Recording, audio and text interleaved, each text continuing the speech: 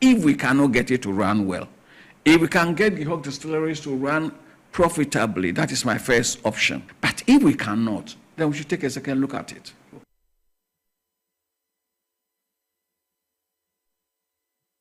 No, I'm standing just so that my voice carries.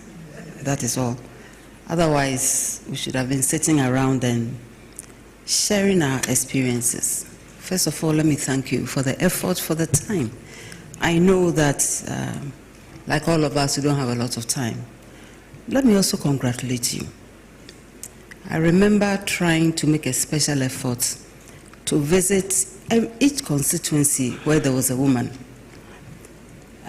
We are very proud of the numbers we have now. We have what, 23? 30? See, we've done well. I think we should be Yes, we have done very well. 40. It's not a joke. And you all know what it takes first to put yourself out, to sustain the momentum, and to get there. So you've done very well. We are very proud of you.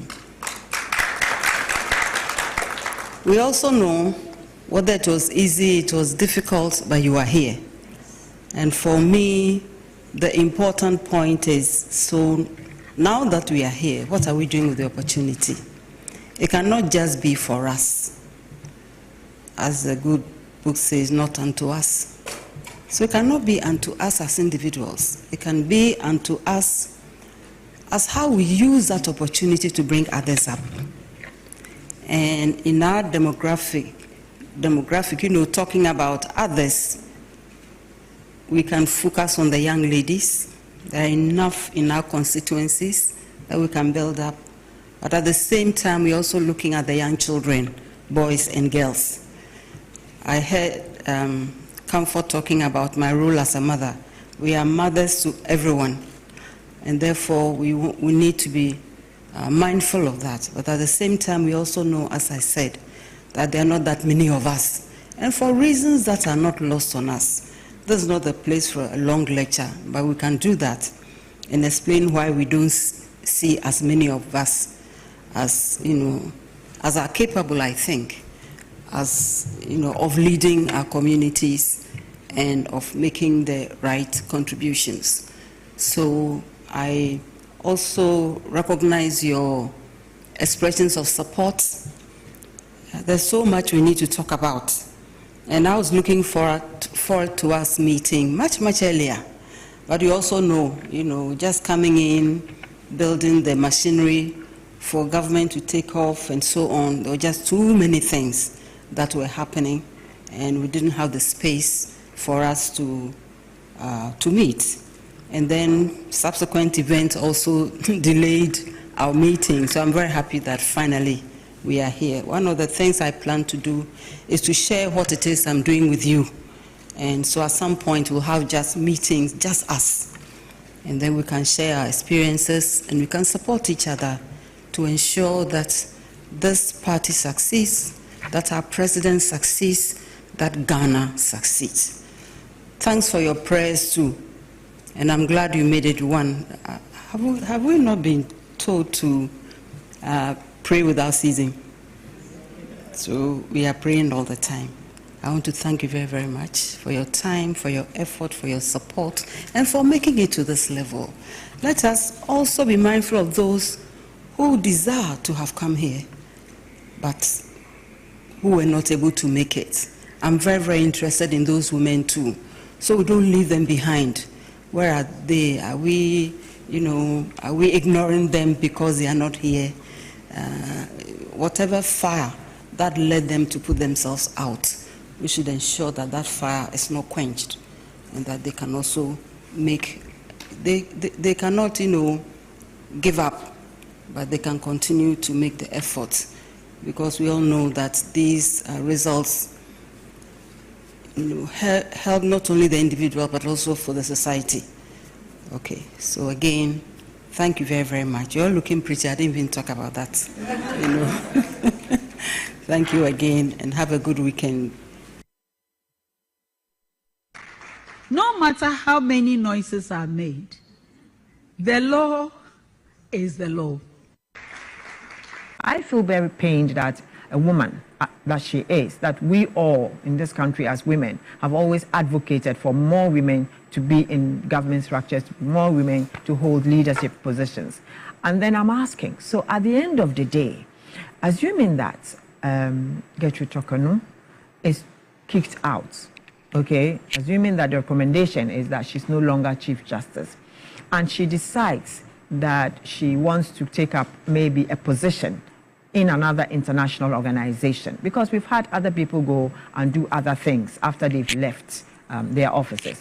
Who would she be expecting to give her those recommendations? Because your country has to recommend you. Indeed. At least say something nice about you for other countries too. So if you go making it look like there's a political agenda, getting onto the government, would you expect the government to be able to give you that recommendation that you are a patriot of this country and that you are somebody that people can rely on and that you're loyal, you have integrity and all that? So she should be thinking of those things. And as much as she wants to get her bites, she should also know that there is a tomorrow. She's still a very young woman. She can hold all forms of positions, and she will need people to vouch for her sometimes in those situations. So taking all this into consideration, I think that Gertrude Torkornoo did not do herself any good in having that presser. Number one, her press conference exceeded the boundaries set in law, which is that when proceedings such as the Article 146 proceedings are pending, we are not allowed to comment on the merits, and leak and disclose what's going on. So it went way beyond the prescription of the Supreme Court. The Supreme Court says, and also in Article 146 Clause 8, that the proceedings are held in camera. They are supposed to be secretive so that it will help protect the whole system, the judiciary, and also the person facing the trial, in this case, the Chief Justice. So we'll look for Article 146 Clause 8, we'll read it. But in the meantime, that's why I've paraphrased. Then also, there are a number of Supreme Court decisions where the same point was made, that we should observe the secrecy, right? So you have the Justice Paul Derry versus Anas Tiger PI, right? That's 2015-2016 Supreme Court of Ghana Law Reports. The Supreme Court held so that no, don't disclose such proceedings, and that if somebody did, like what Chief Justice has done, that person opens him or herself up to. So the Supreme Court says when things like this happen, the committee can report or refer these events to the High Court, so that the High Court can deal with the contempt, because the committee is not a court, so they don't have powers of contempt. And even there are some courts which don't also even have powers of contempt, like the district court and circuit court. When I say powers of contempt, I mean civil contempt. There's some type of contempt the court can, the district court and the circuit court can deal with, but not every type. So the point is that what she's done, she's opened herself up. Of course, practically, because of the office she occupied, not many people may say the case should be taken to the High Court for contempt, not at this moment. But you see, she would have eroded a lot of the respect, okay? But I'm sure she did her calculations and saw that, look, she would want to erode some respect in order to bring to the fore things that should be done, reforms, etc., to make the system better. I'm sure that calculation, she's done it, and she's saying that she would rather go out, because he said, he who is down fears no fall. Because already what has happened has, eroded a lot from her. Right. So why don't I go out, put out what I think is wrong? So that's what she's done. But as I've said, the rules are very clear that when these 146 proceedings are going, nobody should disclose what she has done. That much is very clear. But so whether the committee will take it up is another kettle of fish. Is the in-camera hearing? It's not good for our democracy. No, it's not good at all. We've grown. When it was put in there, I understand. That was 30-something years ago, right? Constitution 1992. Yes, about 33 years ago, right? But now we've evolved as a people. We are still evolving. Yes, we are getting refined day by day. Right now, it's no longer good for us because, you see, we want accountability, right? So if the Chief Justice is being held accountable, we should see. So those days, those days, you couldn't even talk about, the judiciary. You are careful that, hey. But you see that we've grown. I was following the discussion. I saw how the panelists have taken her on and the rest. A few years ago, you wouldn't. Even to date, lawyers who go to court generally try to even avoid these topics because you are scared that you may overstate something and then some people will not be happy with you in the court, etc. So what I'm saying is that for accountability purposes, this in-camera hearing has to go. Yes, so that it means that from day one, a judge who takes office knows that, hey, when I do anything, just like me, people talking to you, Helen, if I were to do anything wrong today, it goes to court. People can come and watch. I'm also a lawyer. Right. So why is it that if my colleague, my classmate is a judge, suddenly when my colleague is done something wrong, we shouldn't see how it is dealt with? No. Let's all see how it is being dealt with in court. Right? So the in-camera thing has to go. The judges are first and foremost lawyers. They are classmates. Right? Every lawyer has a classmate, generally, who is a judge. So the same training, then one goes to the bench, then the other one decides to be at the bar as a lawyer serving the citizens. Then the judge will decide. There shouldn't be that difference. So everybody is the same accountability. That way, it even helps them better. But when it is guaranteed to be a secretive hearing, it's not conducive for accountability. In the US, if a judge is involved in such a case, they do it in Congress. Okay? Yeah. What do you call it? The truth chambers before the Senate, you have the House of Representatives, right? And then Senate. So they do it in Congress openly so that citizens can follow. It's better for accountability that the proceedings be opened up going forward. And it's good that the chairman of the Constitution Review Commission, committee, HKC Prempe, has shown that for him personally, he's not in favor of everything being in camera. So he's shown that at least some portions should be made known to the public. But I'm advocating that let's do the whole thing. This is 30-something years on. The time this provision was written, yes, it had a certain usefulness. But now today, we are in a technological world. That's right. Citizens have become savvy. To be straight, it's not an easy trial. What she's going through, it comes with a lot of emotional, toil. Yes, it's a very difficult process. Look, Helen, what she's faced with from CJ, she's facing the risk of losing that office. And a lot is gone. Even if she were to win this case, she can never recover fully. So what she's going through, I think we have to put it in context. It's a lot. Yes, I've heard Nana Yajantua, etc. I've heard her and the rest. But what I'm saying is that what she's going through is a lot, right? So I don't want to, speak against that, she didn't do this well, didn't do that well. No. What she's going through, they say sometimes be able to criticize a man walk in his shoes. Right. I have not felt it, so I'll reserve judgment there. The main one, though, that we can say with certainty and which she should take on board is that, well, the Supreme Court, she herself, the very court that she's a part of, has said that when this proceeding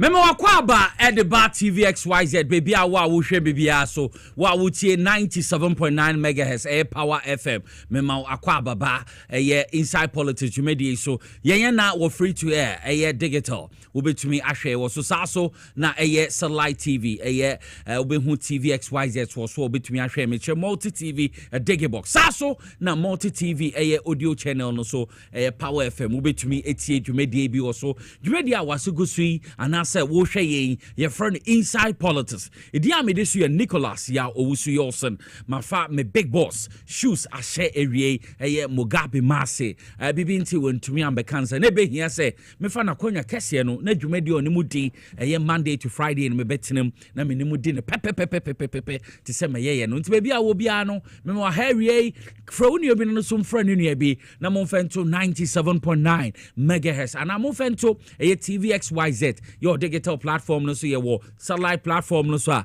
obetumi ahwe dwumadi bi King Nicholas the chief driver ne bedin mamemfa aseda modu emfema MCR4 mo bomachidom the executive producer Mr. Kelvin Asante Sasona director of TV Mr. Raf Jampo on no director affairs yebehu yenua Abbas wo ho aka Abbas Shoske ono so ho Sasona birthday man Mr. Emmanuel Nete ono so wo hobby ono no hwe sound Sasona yebehu Osofu Peter wo ho ene enuanoma ho ina meba cameras a yebehu yenua Francis Ansana Willie so ha ekukudami na ehwe etwaye ma wo so wo hu no yefie binua ba gifty ono so na wayema me hu ayefe yi a yafa akonya kese no etena so kachi oni bi se emre na so baby a ye kan kore no baby a ma ye hu ma ekoso Ghana no eno na ye de atoso emre na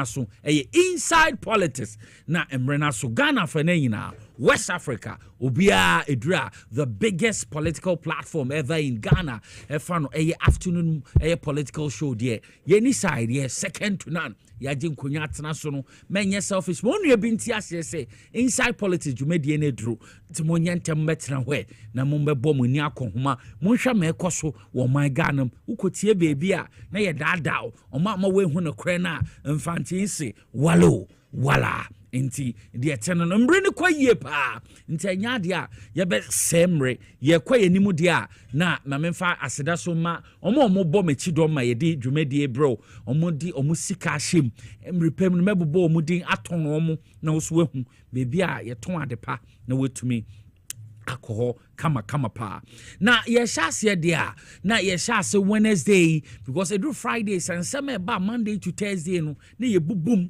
na ye sign the ba na ye diagnose and na say ye delve into sansem no na ye ka ho asem enti edietene no na ye nsembra ye hwahwe Wednesday statement ahroa the suspended Chief Justice Gertrude Tokonu or the bae na ye mama Gertrude Tokonu nsem or the bae no Justice Chief Justice Gertrude as Araba Isaba Saki Tokonu nsem or the bae abro addressing media on Wednesday no and some brenana or the betu dwa na nsem or the tu dwa no okasa wo dwumedie na se no okasa niam bebre efa no constitutional and human right breaches bi akos onu feel say onti ase enti okache Ghana for say ono no Gertrude Isaba Araba Tokonu anyade a obe resign na anyade obe retire so fi say nsem no oma akọ na ekwawie mebesi bia no ensi na sem okano no o se bi nsi da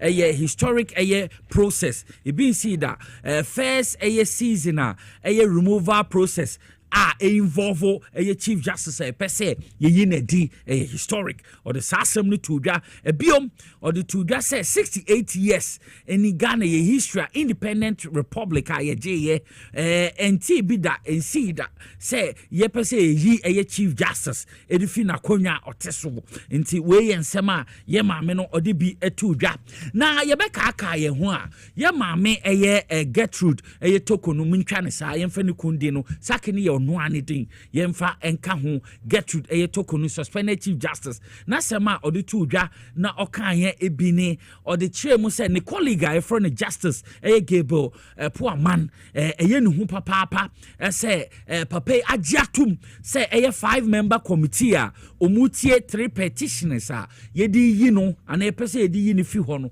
oteso na o chess ade ensem biom odi tudwa ne say disappointment papa wo justice poor man need decision so ba accept His Excellency John Dramani Mahama na appointment to chair the committee or say ne hu pa because oni papa ya na ekoba oni na ye bibia anti ne hu say nu nua justice etumi age atum na all the number of reasons according to Onono, a disqualified justice, a poor man, and a Gable poor man.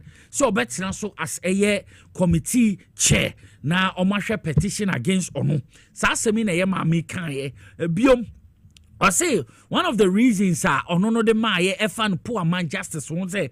Otina case one of the cases are a petitioners Daniel Ofori Muntien you oneno tina Daniel Ofori in Samoso na omu ruling in the favor of a petitioner no nende onono afechi agi and wa accept say obetumi aye chair e de ama e committee a omutie nsem no o se eye ni hu pa se sade aba umentie kakra na yemra was a large facility that the hearings are being conducted in featured very prominently in the planning of the murder of judges on June 30th, 1981.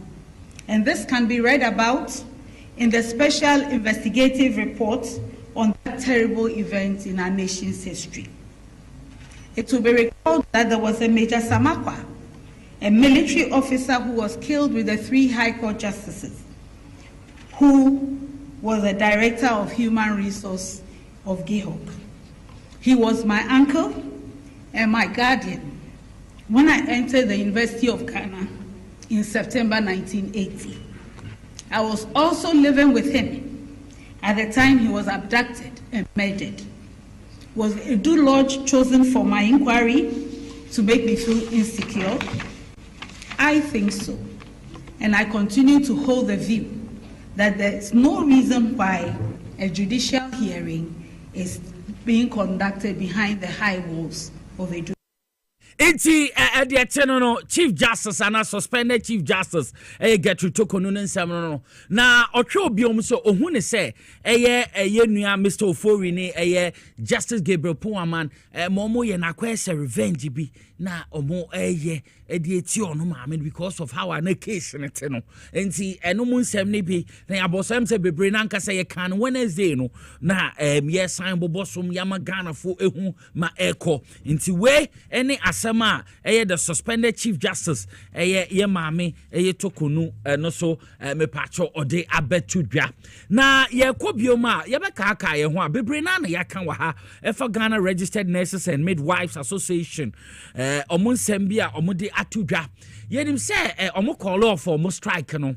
na omo call off for omo strike no omo ye se omo ni mpanimfo ebehia no omo didi enkomo na mebe mu no se Parliamentary Select Committee on Health no omo no omo hye senche ne ende 26th of June ombehia na omo didi enkomo na ma aba ne se ye hwe Parliamentary Select Committee mpanimfo ne bi eti omo na echi etutu kwan kakrakra enti ama omu nani ho no meeting no entumi amba so na we na ama Ghana Registered Nurses and Midwives Association assign edi statement aba na eka na omu bu afu omu se abufuo o se omu de ba ne se ayese yadadam na omu ka che se nde na omu na omu hia na Parliamentary Select Committee ni chesente meeting no omo schedule no de akọ 10th of July 2025 but then omo di kan abantem abeka kire say omo bu afu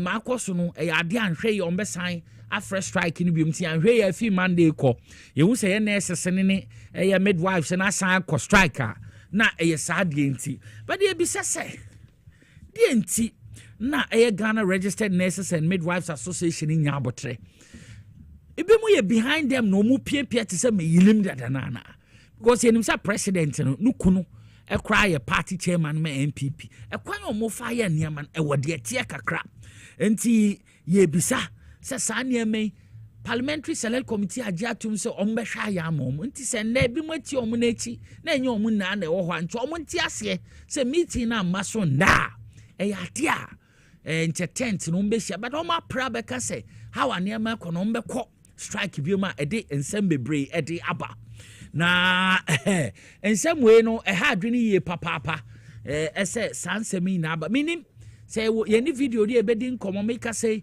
ye wo Ora Alistair Nelson wa ha oyobi oye political analyst wakuda ye abini ye papa na nurses nsemi baaye anso more strike oyobi a Ghana had do chimbe bia Orura health centers, Orura polytechnics, Orura hospitals. On the nurses ni bi di nkomo say if you omadwene mu omadwene ana. Moma yentie committee ni nsam omokae yewia at least asona no and there be yeja me besesia. Meeting was rescheduled for 2 weeks. That is today, the 25th of June 2025. As we speak now, the demands of the nurses have been converted into monetary terms,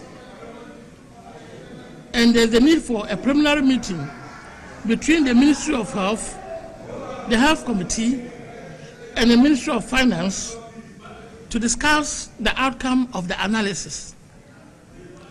However, the Minister of Health and the Minister of Finance,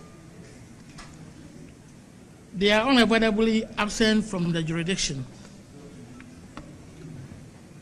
The committee therefore thought it prudent to inform the Nurses Association of the above development. I want to use this opportunity to reassure the nurses that the Health Committee, their own committee, and for that matter, Parliament, will continue to advocate for them. We are their representatives, and we represent them. We also represent the patients and all other citizens of Ghana. We will continue to work in our collective interests. I want to thank the Nurses Association for their understanding and cooperation. The next meeting has been rescheduled to the 10th of July 2025. Meteno Parliamentary Select Committee on Health. Omonsamo omude abetu dwano no. Enti ma ekoso no ade ahomete. But the assembly no ye wo onua oye political analyst wa beni ye na wadi akire time omukọ striking na ni di akire etumi akom omukọ law of striking nsem omatumi aka ye wo political analyst anoso edo so man ni edi sansem ye akyi Mr. Alistair Nelson wa ha ora Alistair Nelson bibi abakọ de onyame adom ye da nyame ase say nurses na san aka so mo ne midwives o association e wo Ghana omukọ law of striking but ende nancho so mo ne Parliament Select Committee on Health Asia but also am a reason why intia ama in the meeting into me amba oma rescheduled to 10th of July but say nurses no omo bondwe so omo chesa and rob mesa afresh strike ni bi ma din sem bebre aba me yentio wetumi akọ aman na afa na nyina weni edi achi woni bi mu de nkomo ma wahu ma wate fegu ho na yentie yo medase ni akwenja odi amame na nurses groups na e wo Ghana no enye ekuo Ghana Registered Nurses and Midwives Association kwa yes there's NAM there's a national there's a National Association of Registered Midwives. Okay, there's the Upper Region Nurses Association and then the Psychiatric Nurses Association. You understand, so there are a group of them and a host of them enti oka nurses ni midwives in swa obianka they deserve the best. Okay, because if you look at the environment in which you work, how to take care of us, yare ni ade send on besi ahyen no mama ya pomudin o makroko ama ye dro ni e ho aton no say yanyem ni e kwa akwo a hwe send me alista meti am ye stubborn hwe time am me kwa akwo so enya nurse papa wa wo hwe baby nipa baby anka me wo. So nurses and midwives are important. Say by health delivery services no Ghana into be any ho betu ma jejem ena JM any honorable minta kando but I see NDC and so by health sector no and ya dia ye nurses any midwives wom omo ka ho they are key part of our policy and now omo problems no omo kan ho asem yenim say age old problems and ye na sha ase e sha ase ache inti no omo ko trans May 2024 omo ye collective bargaining agreement e ma ban say ni say na how but omo call meeting no omo ja groups ni bi wom the psychiatric nurses group so the psychiatric nurses group no decided said they'll take the GRNMA to court because omo ko trans no collective bargaining agreement they didn't include omo how on said the psychiatric hospitals are different omo share nurses no omo share omo sa ne o fani pa amo team tesuagu so ye to ade abo ni ade sa So, and the working environment, go to the psychiatric hospitals and check the working environment. It's not like the rich hospitals. It's not like the UGMCs. Yes. So they also need support. But Muko Trans, you didn't take into consideration or how. And now who are presenting collective bargaining agreement, they are buying. So they also went to court. Okay. So from May 2024, they went to court not until April 2025. Our kids, they determined, said they should come and sit around the table with them and listen to their views and uphold their views to the collective bargaining agreement paper so that they take it to the National Labour Commission. They have not done that. Then you will find the GRNA doing this thing, and you begin to wonder. You begin to think, because this same woman, Perpetual Oforiampofo, ask anybody who went to attend the Galamsey meeting to go on demonstration. During the peak of the demonstration at Dananado, all labor unions met to go on a demonstration to support Galamsey. It was this woman, Madame Perpetual Oforiampofo, allegedly, who got up in the room to tell everybody that they are an essential services group, that the Ghana Registered Nurses and Midwives Association are an essential services group, and that they will not go on that Galamsey strike. Yes, at the time, didn't they have their problems? No more problem. Yes, didn't they put their problems on the collective bargaining agreement? Sorry, yes, allegedly. Yes, at the meeting. Yes, the young strike because we are an essential service. Okay. What has changed today?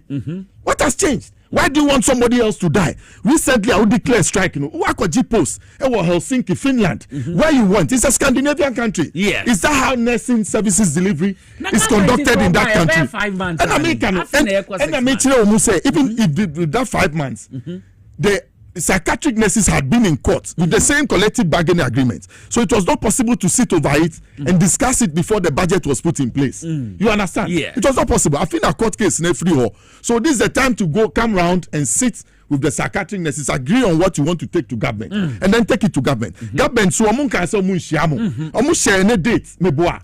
And any date, so minister no. Any president took wine Gavi conference. They are going to talk about immunization for kids around the whole globe. And now over the next years, billions of dollars that is going to come in. Yes, and it's going, now, even that immunization allowances, who do we give it to? Is it not the nurses who go around?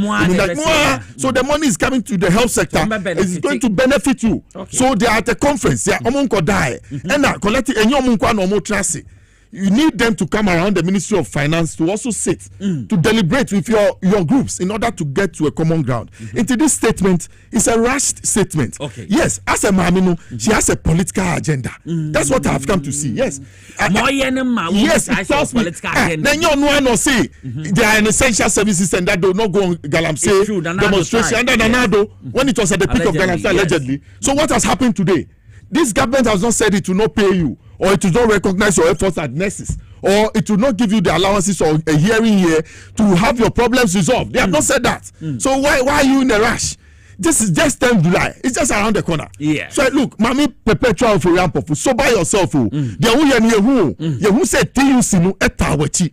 Allegedly, they are pushing you with no elements in the TUC who are sponsored by the MPP, who are pushing you to do what you are doing. You yourself, your husband, who shares the same bed with you, is an MPP person, we know. And you want to put the nurses on the street. You don't go to the hospital to work. Every time you are driving your 4x4, you have a police escort and you are enjoying life. And those who are in the rural areas, look at the gap between rural and urban services delivery when it comes to nursing. Yeah. There's a big gap. So be work crossing on him, no kwako wa.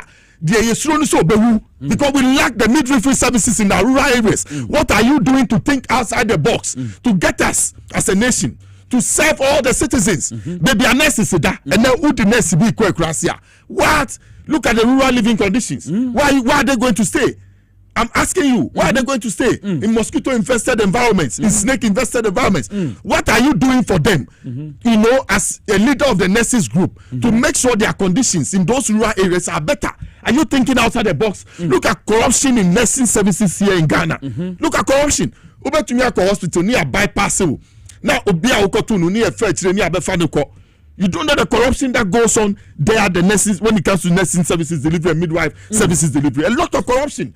You won't think outside the box to nip that in the bud in order that you earn income and save money from those corrupt activities and be able to share amongst all of you. You won't do that. You won't think outside the box to make sure you went to a Scandinavian country to attend a conference. Okay. They take on nurses.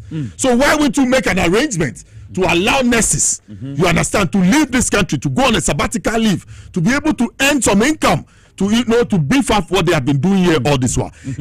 She has lost it, because there are best practices elsewhere when it comes to bargaining for nurses and midwives all across the world. You go to the Scandinavian, they sit down and talk to government whilst their nurses go to work.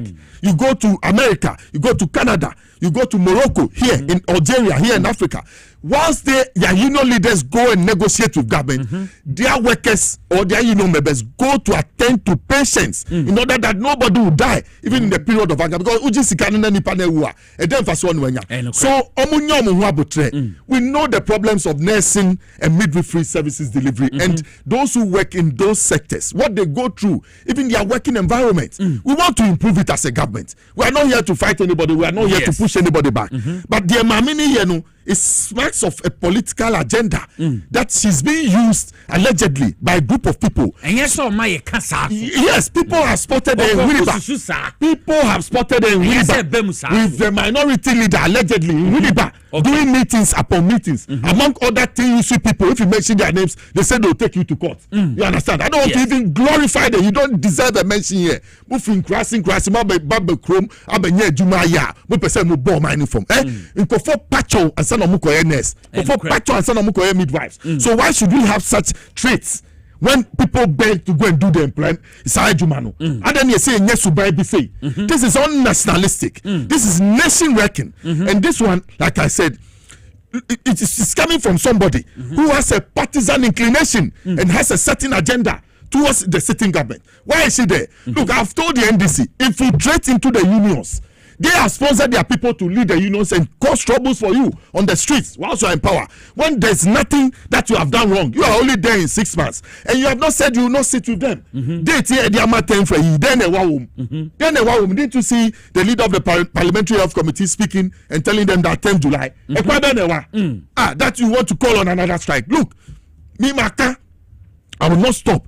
I will pursue this nurses agenda and midwives agenda to the end. Anybody who wants to bring partisan inclination to this thing, me Alistair, I will never allow it. And those two USU members, I'm telling you, sitting there, who think that you can push an agenda and push people on the streets against the government, you lie bad. I will expose you. And the way I will expose you, you'll be surprised at what I will do. I'm telling you. So all of you be forewarned and be forearmed. If there's a problem in the nursing and midwifery services delivery in this country, and we need to pay them, we need to sit and agree as a nation as to how we should pay them and the amounts of money. Why? He came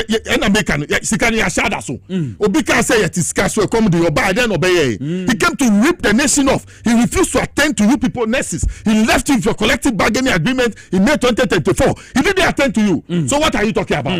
Intimate other nurses groups, remember to say GRNMA leaders, come to the table and sit with government and find a solution, a lasting solution to your age-old problems of your housing, where you sleep, of good transportation to work, of correct, uniforms and apparel, so that when you work, you don't get infested with diseases, so that you also gain the experience you need. And then let's also be able to open up our nursing services to other African countries and take money and come and use it to support here services delivery here, and then push them and pay them well, so that they'll be satisfied and stay on. A senior political analyst, a friend of Alisa Nelson. No, why? Now, for Frabetomuye, the Minister of Energy and Green Air Transition, Honorable John Jinapo, Ediato.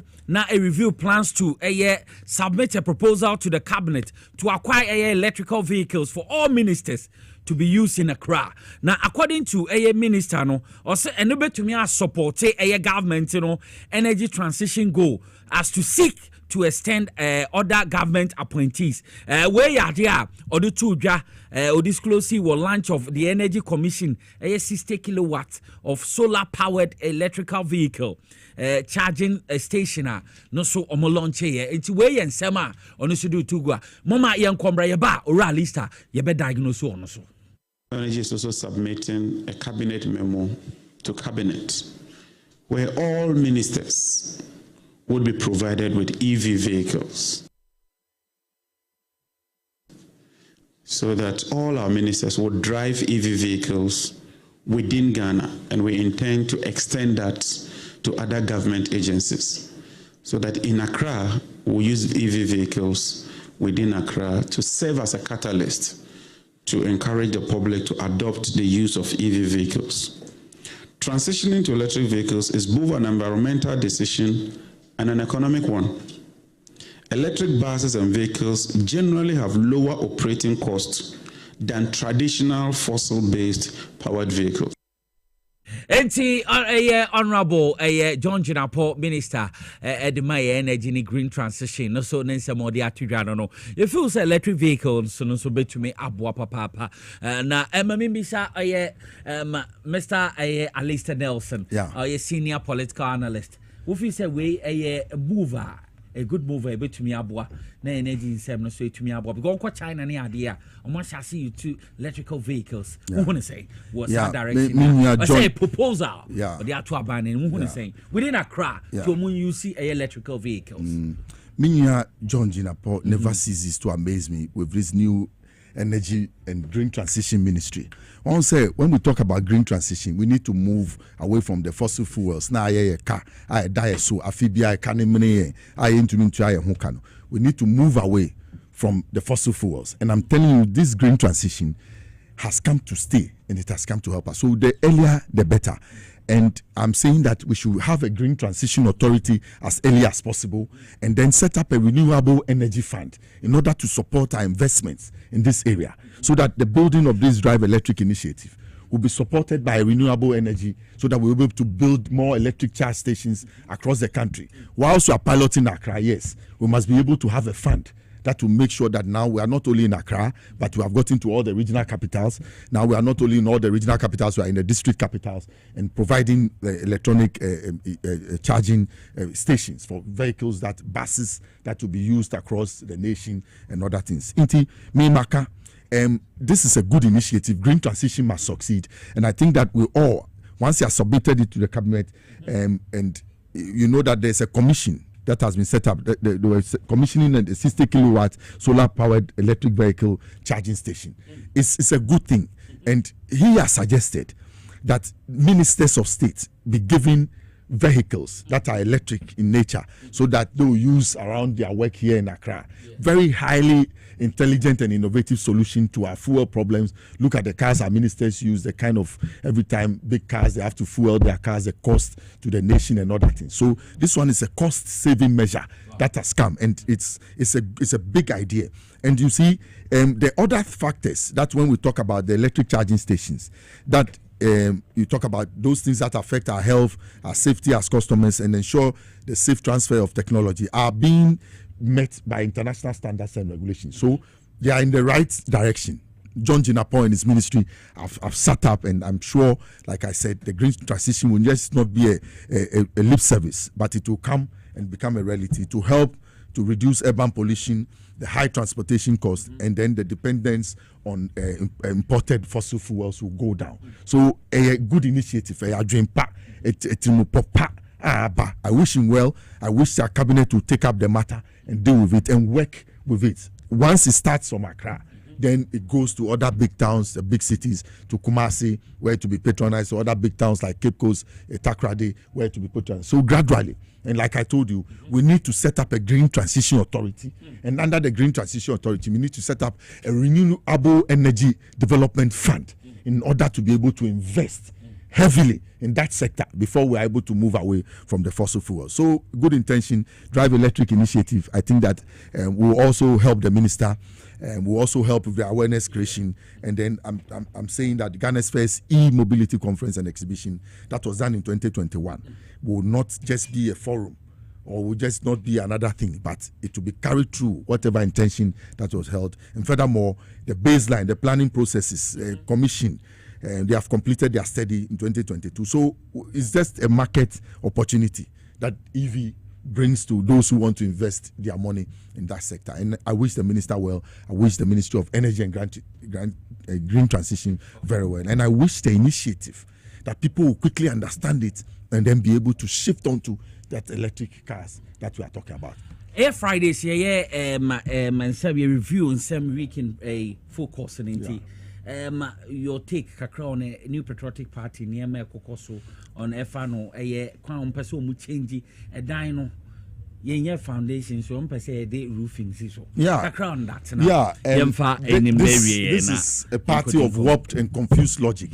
A party of confused logic. Yes, confused and warped logic. Yes, uko sidai a dino foundation is also uko bosso. Okay, how is that? Their fear is that they want to put the cart before the horse. Okay. Because they have a certain fear. What is the fear?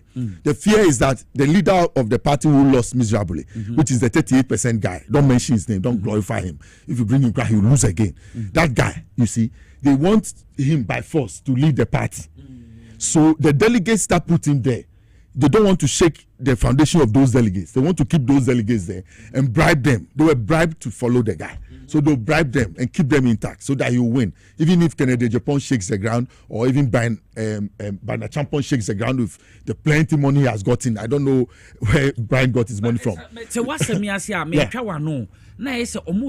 favor Baumia? Yes, go on. It's in favor of Baumia. Okay. They want to keep a certain history, which is not forthcoming. Okay, you understand? In 1992, as a party, when they went for the election, Dubois got 31% So that was what caused the change for Dubois to J.A. Kufuor in 1996. Kufuor made an upgrade of 7% and made 38.4 in 1996. And you know, Kufuor used his mind. He called for a great alliance that all other small parties would come. Alliance. So that's where his support base. And they saw the idea. Then going forward into 2000 elections, he brought the idea, all-inclusive government. So everybody felt part of Kufuor's campaign and ran to him and made him victorious. So Kufuor was brought twice before he won. Is that not it? Yes. Nana Addo came 3 times. He came in 2008. Yes, he was close. 12. He saw Canaan, but he couldn't enter. Yes. Close by. He lost 37% in the first round. Then in the second round, he had to go to a third round in 10. So to change Nana Addo in 2008 would have been risky because he was almost there and he didn't get there. So they repeated it in 2012. Then in 2012, he said he would not accept the results. Yes. So it went to court. You understand? So by that verdict, the people saw that he had become even closer. So third time lucky, Nana Addo came and he became president. The rest is history. They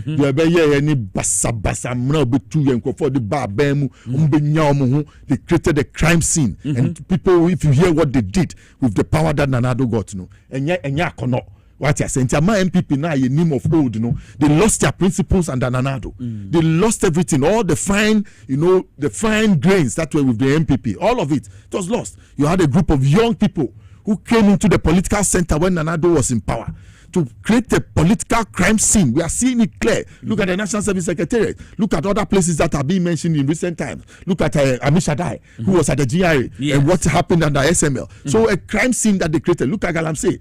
Party in Yesika, they went to the forest, entered the Nimro forest, entered forests that were brought up by Golden Gadgets. Yes, and destroyed the Akunta mining and all that. Yes. So they lost their principles. They saw that the state was to be ripped. And that is not the intention of the MPP. So you hear people like Kufuor speaking, but he's also not speaking the voice of reason and logic. Because tell your people that you cannot build a house without a foundation by getting the roof on top first. What are you going to build on?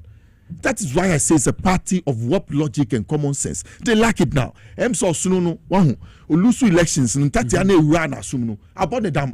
It's all Kokai, about them, no, no, Bubunia, or saying you must still no nyae. What I say? So person much say, Osha, and ye Baumia Titru, and Tino Murini party Nankasano. Never be a mood no mapem, and so much Baumia ba, Omufu say Casa Baumia Tino Munia sat 38% in our money or money adrin. Some call for Casa Baumia and perform was we share a parliamentary Nina now. Yes, why? The candidate, the lead candidate, is the sole person who leads the campaign. Okay. Party need a kahu batahu keke post ne ba. It comes to that singular person. Other winning is it not JM who holds that singular authority of the state? You understand? Yes. So to me kita and you are the branch person. And now nyade who could just stage so instead of espousing your policy, you're running away from your economic policy you started with to digitalization, and you are dancing on stages instead of communicating your message. Yes, and you are shaking your head like an agama lizard. So people didn't get what you wanted to say. So look at you. You people were in power with Nana Addo. You allegedly you got some 50% under Nana Addo. You were vice president. Then going into that election, you say you have become what? Ghana for iodine. You said you had the magic wand. So they should you break the 8. At the end of every 8 years, we hand over power peacefully to another party. We will still be breaking it because of the extraordinary crime scene you had come to create, because of the bad things you had come to do. You knew you had money, so you're going to buy the population. You mean charge here, 38.4%, and then you bet him. You bet him going into 2028. You get 3.84%. Mark my words. A bet drop. It will fractionize because why? Look at the things you have done. You are not even talking about it. You are not remorseful with the bad things that happen to us. You come from the north. You lied to the people of the north about the Palugu dam. That's 12 million. Yes, 12 million. Who kept the money? The Palugu tomato factory has opportunity if we set up the dam to grow tomatoes in that area. So what has come of them? It's Wayno Wanyade. When Edu Brian didn't perform in 1992, he was changed. And J. Kufuor was brought. It's when Wanyade, Obiamunam, more power. You had all the state acquires following you, the state machinery following you, police, everybody. You had the IGP supporting you, everybody, army commander, everybody supporting you. Going around the campaign, you had the citizens, you could bash people, you could buy people, you had cash. Then you perform like this. And then you come and tell me what? You want to come again. Look, don't allow them to go by that process. After every election, the party has to go through an overhaul. Okay. Party Papa BI, you need to go through an overhaul. The people will keep you. 1 year the people will remove you. So that new leaders will emerge. So that those new leaders will come and keep the principles of the MPP as we know it, coming from 1992 and 1996 elections. It's so they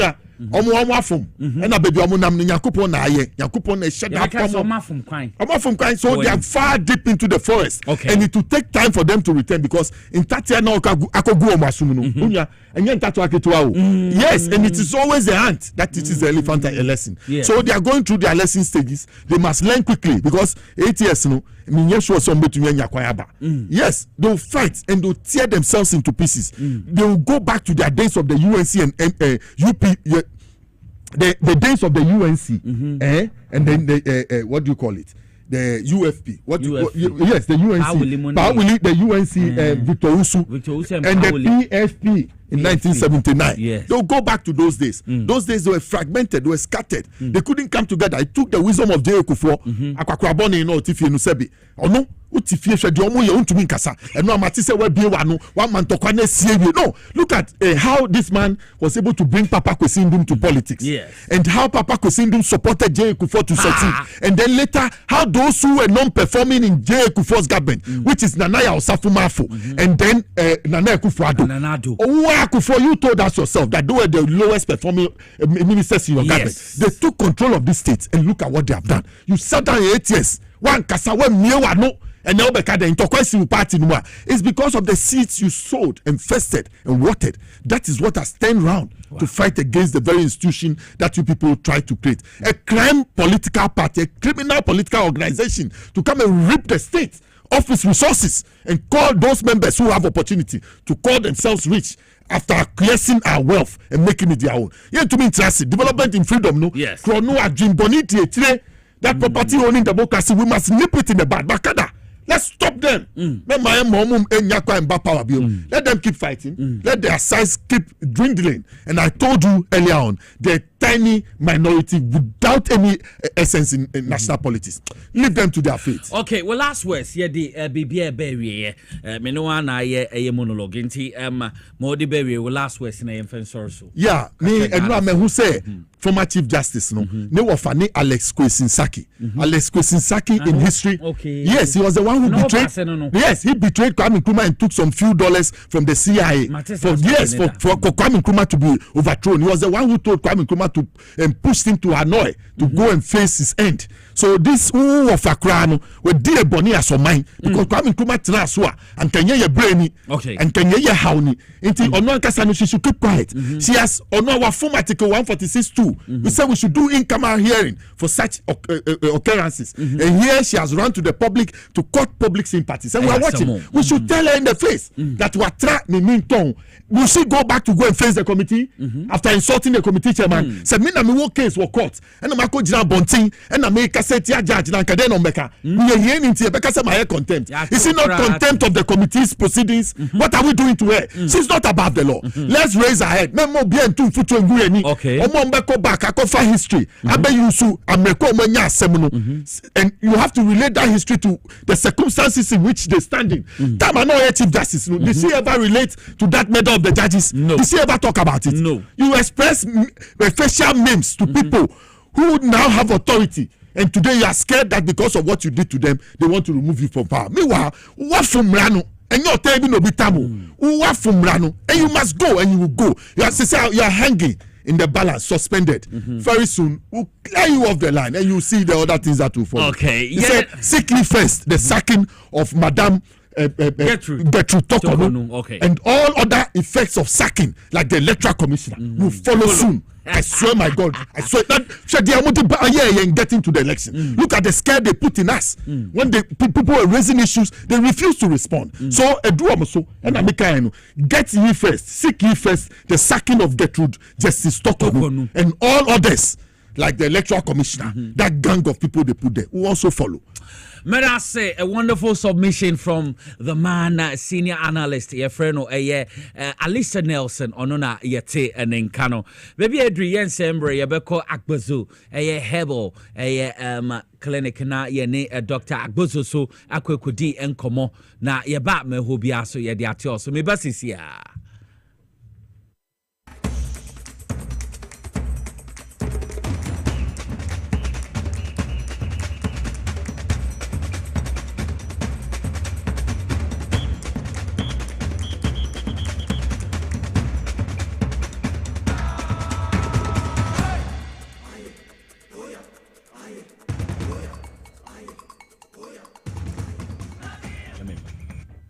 Mesamo Akwaba Bium Inside Politics, you made in a Wuti Friday's edition. Baby, I agree, and Mr. Alistair Nelson, senior political analyst, and in a readia. Na ye ko Akbuzu, Hebel Clinic, Dr. Akbuzu, and Mema Semenshia, Martinka, Sana me freno, Bema Sebu Abajin to Bema Wyembre Wompim, was saying, yes, Sana, ya may bore me pacho, what's my mature, and I say, and Manoso Martin Cano, and what the Etienne Manquino, make us say, Dr. Agbozo ha obetumi abo sexual infections say candidiasis ne yare ahoro so a emboa mama no sebiwa munsi pinsita mo ne be ma kompema na nsu ne san ne mekeka ho ina ho atre na ba ho ba ko a enka fi ho ba na nye papa betumi abo ama bibie sisi ye na bibie etumi akonkan mama ma doctor akwa doctor bibie abako de Bejo okay na Agbozo Herbal Clinic what to say ken nyame adom ene na bofu konkura dawroma yahuye papa me amete me ni medwuma Agbozo mo ye anti pempem mo mo so mo hwe ne so huma wo ye na ye ntu ana mo mra ye da nyankopon ase enchi asonko enkoma Ghana fo nyina am say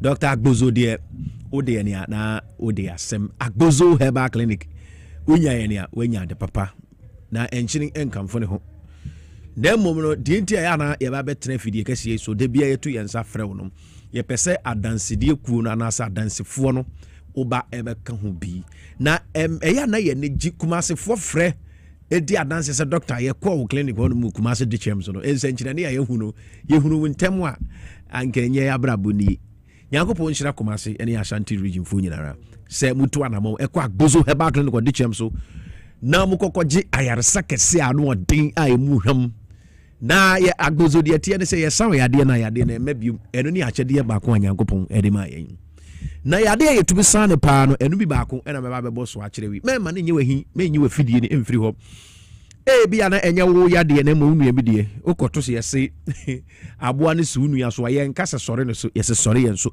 bia na ofiri ne so na e ba wo so na onipa bia nso no nyankopon hwehwehwemu ene ne ntia se na adwiri mu no wo boy yen se wosi yedidi yenom ne ye be yare ye simple eno de ontumi mfa mpaibo ensi ho kwan na mom ade yetumi di so kwan ne se obenum aduru na akọ unipedua na yare bi ye hye honom no ayi afiri honom na ho ayeden ato it is wo yade a meba be bubusu bia Agbozo Herbal Clinic to anamo na bra yen chen yade Agbozo yesane pa no de bia metra me se hemorrhoid ana se kokobo yare ha ye papa sa kokobo yare no ya na enkrofo ɛnhyɛ da ɛmfa wɔ mo adwene nkɔ na nkurɔfoɔ bebree frɛ me ɔmo sɛ doctor yɛnim sɛ na aduru hɔ ɛfiri sɛ yɛkyini a yɛnya no aduru mpakyɛw hemorrhoid aduru hɔ wokɔkɔbo no a ɛworɔ na wogya wo nan a na abɛtɛ hɔ gye sɛ wopia kɔhyɛ mu no agbozomi wɔ no aduru enti bra mɛmu adura mo wanom saa kɔkɔbo no ɛmma biom ɛnyɛ sɛ kɔhyɛ mu no asaba ɛbɛhye ɛmma biom ɛno no yɛwɔ hemorrhoid no yɛwɔ mu ahodoɔ mmienu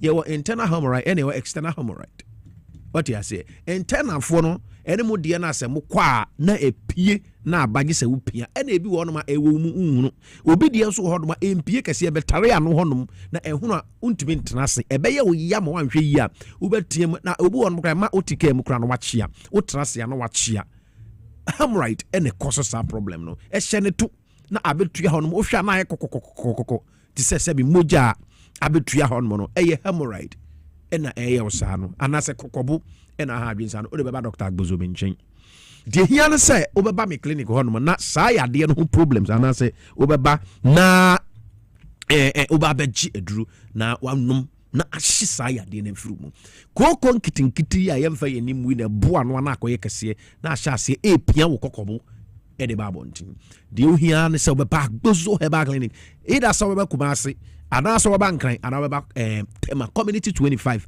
branches mmiɛnsa nyina no ɛyɛ adwuma enti sɛ woyɛ ɔbaa o woyɛ bɛrima na wo kɔkɔbo ɛpia ɛnyɛ ade a ɛyɛ papa nyankopɔn amma wo kɔkɔbo no sɛ ɛntena abɔnten anka ɛbɛtena abɔnten te sɛ wo nsa yi anaasɛ ɛbɛba abɔnten te sɛ w'ani ne wo hwene na mmom no nyankopɔn amma no saa sɛ woma kooko no ɛbɔ mpupunya anaasɛ piles no ɛdevelop more na ɛyɛ sexy fa ɛdestroy rectum no ana anus no ɛma pressure bɛda so ma wogya wo nan pɛ na ɛkuro no a bɛda hɔ no nti no na ɛpia wo kɔkɔbo no ɛpie na saa aba abɔnten Dr. Agbozo me se bra na nyankopɔn na me so mɛsa yadeɛ Agbozo Herbal Clinic ɛna me ne wo ɛdi nkɔmmɔ no ma me ne kan fa me number no ma na frɛ be sisiara na me ndi nkɔmmɔ ɛmfa hemorrhoid ɛho anaasɛ woni bi oba bi wɔ bi unua bi wɔ bi a fa number a ɛgu screen so no deɛ di kan no ɛyɛ nkran kwahyeman Dr. Agbozo wobɛba no na mete wɔ no ɛtwɛn 0241 ɛno yɛ akra 0241 750282 frɛ na ɛde anesesfoɔ no ni nkɔmmɔ 0241 75 0282 0241 75 0282 ɛno ne Agbozo Herbal Clinic nkran yɛ branch number ɛno no ɛna deɛ ɛtɔ so mmienu no ɛno ɛyɛ Kumasi Dichem so me 5 Old Insurance Junction ɛne ɛwɔ nti Ashanti region sɛ wɔwɔ Boase wɔwɔ Bekwai wɔwɔ Etano so wɔwɔ Hefa Uwa Dichem so Hornomo, Grove Room, Efa him be a him was Ashanti region piano. To Anamon Abra Dichem so, main 5 Old Insurance Junction, Yeni Muslim and Asan for Sora Dino, in the dim trainemo, who do one my Tonkuyan Kunya Hornomo, Ubiso Biase, Agbozo Herbal Clinic, Yabetro baby. Number of a friend our buying 0553 41 77 52 0553 41 77 52 Kumasi 0553 41 77 52 Kumasi 0553 41 77 52 and Ankara 0241 and we papa be Ruby and I know be doctor oba numbers on born in term do na emre no enunti anti say our phone krana o de twa e wo screen so what you say na be a wuri emfi Udo phone ni twa ubenya no correct. Now team already you know so a ene to bo ase natural. 0241 75 0282. Kokobo doctor na mabetra so hemorrhoid me sane papa ebeko na emebium se akora na enya penyi na enya hwan na oba na enya abrantie na ewo kokobo problem mumfa mo ni kire Dr. Agbozo me nchen mesan yade na mamo bema mo adro be no ebe hye no ewo rectum no ema kokobo na kan koshim ema emebium yade a etosum yenu no aye ya ho ade ye papa no eye erectile dysfunction bema se be when you from the age of 40 years and above wo bema no ain't to be sorry ana e bia na if be due to diabetes, high blood pressure, binti, ama obey my semen in a form. It was so bad, Agbozo Herbal Clinic, Abejo Yarisa. Papa, who shaming, me pacho, adia air yana pan say, where you chop money. No one can sawaro yiri, what two sikayan one day. Now was say, Duana Jua, who to be no ye be the name, so I could be 40 years in your age, BI, say, Sebi, Obama, if you win them. Then when I'm say, Yadia, any hormonal imbalance, testosterone problems are a name remuno, a higher member, a bass and chetna, a member, ye so na ya go. Biaba Copaya Agbozo Herbal Clinic. ɛhɔ na ɔbɛba na waba bɛgye saa ayaresan papa yi a ɛbɛma sɛbi 3 days to 1 week no na erectile problem na erectile dysfunction no na ahyɛ nti wowɔ age of 60 70 80 90 na wowuyɛ na wopɛ sɛ wobu adwuma na wobɛɛma no yɛ adwuma nko adeɛ a bɛɛma bia no da bia meka sɛ age no no man has an expiring date bɛɛma ɛntwam ɛno nti na bɛɛma do 80 years 90 wotumi ware aba wɔ 18 20 ɛyɛ yie nti bɛɛma ntwam de hia ne sɛ wo bɛɛma asɛm no yɛ nti hwɛ wohwɛ me papa me maame wokunu ɛnyɛ ade wɔ mpam a pam no ana wasɔ ne safa ne bra agbozo hɛ back ne na onim sɛ wodi wokunu kura ba ɛyɛ na me ma mo discount bebree wahu ebi a test bi a ɔbɛyɛ kura yɛtumi de kyɛ mo ɛma no mo so mo kunu no mu nsa de ba ɛyɛ na yɛ me fɛ wote sɛ ti agbozo me hwɛ di am sɛ test bi a ɔyɛ no kura no ɛyɛ free nti no fa wokunu bra ɔwɔ erectile problem afa ne bra na yɛhwɛ no ma mo na ne ho ɛnyɛ din na ade a ɛfɛ ne sɛ mo ankasa mo nyina mo bɛka bo no ma di ɔdɔ abo na bɛma ɔba na aka sɛ miura ene de wama me ho ato me ho asane me that is what we call a man ene de ma wo ye bema it is all a erectile problem and a erectile dysfunction bia problem bia na age no wudwire se na yes na me pa cho age a number agbozo herbal clinic ye mfa age nyadwuma so no man has an expiring date to amana bra ye nchen na ye be treat you ama erection problems no what's up be yes brand to 20 years what's up put man kama numbers no egu screen so into Dr. Agbozo me kira kwan mo kwahyeman maybe Kwashiman Chiefs Palace no one cry ha. Ufri Medina, Ufri Adenta, Ufri Hifa Neba, Moamu free Medina, Kofurudia side, who you know so many Yanamo Bebano, Mudu Adenta, Anasa Mudu Medina, Zongo Janshi, one Mamufaka Swaka, Namunka Sumbisi Kwashiman traffic light. Usi wa Kwashiman traffic light, I mean somebody can see Esi Horm actually, but Crabet Robbie Aquano, Udu Kwashiman now be so be as a Dr. Agbozo, a poplar. Be enemy or Hormone say, Yano, or Makacho say, hey, already a champion. Ewo hono into the hiane so baba ye nchen no baba beji treatment papa bi into hwehwe ye kira kwan ewo kwashima na be kwashima na hemfie no tema ye wo community 25 Savannah Junction eho ene ye wo mo amofri voter region dowenya afienya eho no nyina no eko no nyina no mo nyina mo de bani be kire community 25 Savannah Junction mo ngi number no na mo mfre ye ho no eho no 0557 40 2696 0557 40 2696 0557 40 2696 0557 40 2696 eno tema Dr. Agbozo ye branch de baako ewo hono no ye adwuma from Mondays ekokopim Saturdays ochina nyame ya adoma ye Saturday we a me tena se ano papa from 7 o'clock am ekopim 5 pm na mapom enti wow all kinds of erectile problem na say wo hemorrhoid kokobo problem no Dr. Agbozo ye tena se ochina 7 o'clock am ekunya Saturday but ye adwuma Saturdays ni nyina Sundays ni after church oba ye behwew enti ochina Saturday no ye tena se from ochina no pa 7 o'clock am anopa na ya pon 5 p.m. Debiara da ye adwuma from Monday to Saturday. Sundays after church 12 p.m. And na ya de akopa ye prostrate. Why ya show rubber ewo ubemem kuran fabra Agbozo herbal clinic ye be mu wadru ema rubber na ebeyi. Why ya show odi de dru be ya to ubemem ama Johnson and obi wanu ma o she dru be no na de rubber na she ne na mo Johnson mo a emu hihye ne mu ye ne ya onya severe pain na say urinary pain. Me pa cho so sa problem na fabra Agbozo herbal clinic me pa cho ye be mo odru benum sa bens na ni rubber ni nyina ye ba ko ye nti prostrate na how ya show rubber kura na fabra Agbozo herbal clinic ye be mo odru benum ebe clear prostrate glands no mu ada ho kama ama prostrate aka kesi mo dwunso a ebe fat tubes no kama ama urethra no ama ho ayeden ho ato nti se rubber crash show na prostrate mo problem Agbozo be se fabra me pa cho won kra han man ben kwashima na hemfie no numbers na egu screen so 0241 75 02 82 0241 75 02 82 any akra kwashima na just send the kwashima Chiefs Palace tema 0557 40 26 96 also ye tema de no and mo am Kumasi Yankopon ya adom ochina 7 o'clock am adopa mo nhia me honom Kumasi fo me ba behwe mo e Kumasi ditcham so me 5 ko ni nyinara mo nhia yen na ye ba behwe Monday Tuesday ochina Saturday no special day for hemorrhoid erectile dysfunction yeshiamo eti ehon so 0553 Kumasi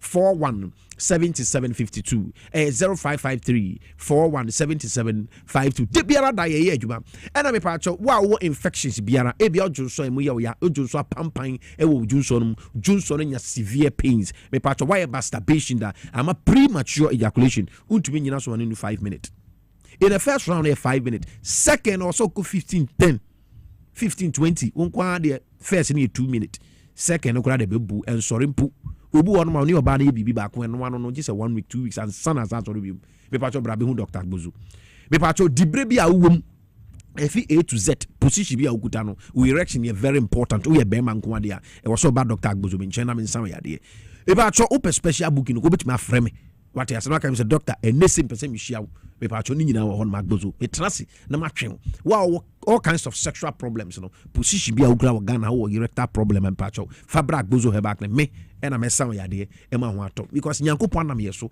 aye bebre if family number no obetimi a WhatsApp me so 0241 75 0282 and your WhatsApp 02 and obetimi asa frame de biara da me wo honum oh sa problem ya and infertility how me pacho awo no tumi ma oba no ngo be ma no ngo ma ware mfie bebre ni me pacho ni nyina ya de a ye no Agbozo Herbal Clinic Agbozo Herbal Clinic me pacho ye sa problems ni nyina e wo ye honom e na ensuo yi to mo aposo arthritis beba rheumatism no mo amaposo wo rheumatism problem me pacho multi one man na won saba ko wo so obo se wona ye titiriti gi se o de pempem form me pa chaw obo o se ananse ache ananse enchine obi anan ananse onchi obi a yare rheumatism ananse arthritis na ye wo sa no me pa chaw tu anamo na bra Dr. Agbozo me nchem me wedro benum me pa chaw be san wontinum wonsu a ye to nyina no e ma sa severe pains ni nyina akọ nti se arthritis problem ananse rheumatism ha wona ye titiriti waposo se pains e wo joint no mu ya wo ya o be ba Agbozo Herbal Clinic be treatment kama e be ko insinsuo ye tutui mo am what's problems na mo hunam tutu mu kase no mo di ma de be kira Agbozo Herbal Clinic be nchen 0241 enkran kwashima me be kwashima na hemfie no 0241 75 0282 0241 75 0282 and Kumase and tosu mi 0553 417752 Kumasi 0553 417752 and at Tema 0557 4026 Miss arthritis. Wow, arthritis no arthritis yes sir and a rheumatism yebesa hemorrhoid kokobo problem no and no kra de entwamu me fichiri kra pepa chobra na yen sama kokobo besa ko erectile dysfunction premature yes no man has an expiring it pepa cho your body nyina tofa yes sorry no na ye paka kire so ayaresa papa na wo baby na mom no se wonhia papa no a obefiri se ayaresa papa ni ho nyankopon nam ye so eji amamfo emma ne memma ne nkoro nyina yes sam yade enti waposo what you say arthritis how insu ya toyi obi wo ma rheumatism aka ne ho dendenti wo ye ne ho wienye yi be ba tobra Dr. Agbozo me nchamate me mu wedura no be sane ompo no nyinara e ma sabiu sa arthritis ne yaw ne nam ompom ene owidiem ene e waposo nyina ni nyina to betwa de hia ne so be ba me WhatsApp and I say over frame 0241 75 0282 eno ye me number kwashima na kra branch ena tema 0557 402696 Kumase 0553 417752 into arthritis, rheumatism, hemorrhoid, kokobo problem, erectile dysfunction, premature ejaculation, infectious ahodo, any infertility. Ni nyina de ba Dr. Agbozo minchen meti de te edi ama me pa cho me da se nya me na team numbers in the good screen so fa nya me adoma me se Saturday o chena ye share adwuma se 7:00 am anopa na ya pon 5 pm de biara danso ye adwuma into o chena Saturday me frame exam se doctor be ye adwuma me ye adwuma yakopon shira so hwe na team same time next week ye be se share Amenda Dr. Agbozo asibebre say oba na oni ebedi nkomo to anamo se Saturday ochune oye adwuma yare a odi atutu dwane na to anamo na koho sexual infections ahuru na no kwa Dr. Betumi abo yankokwaja abo afo nkrato ye ba ma ho bia de beto aso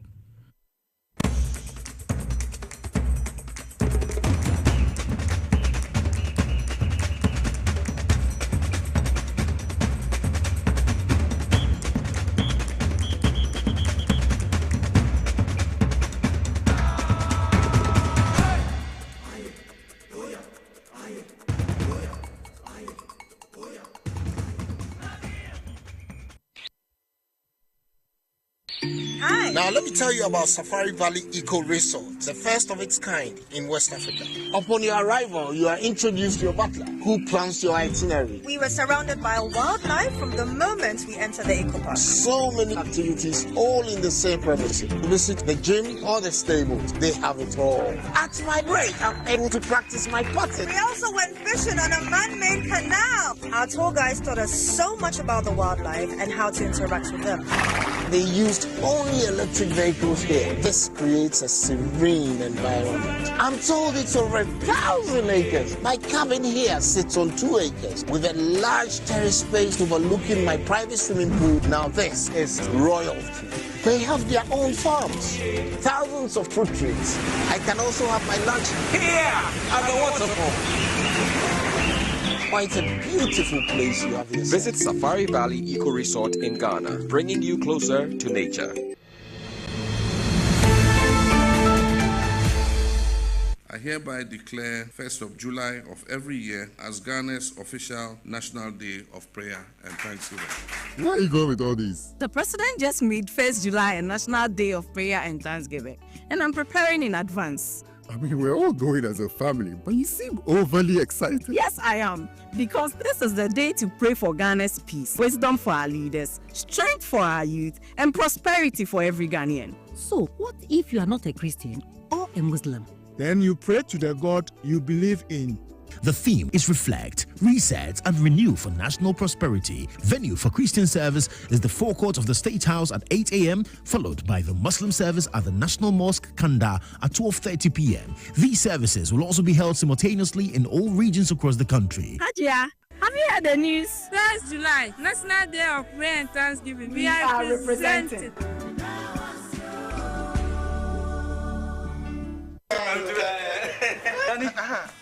Missy Menanum, a group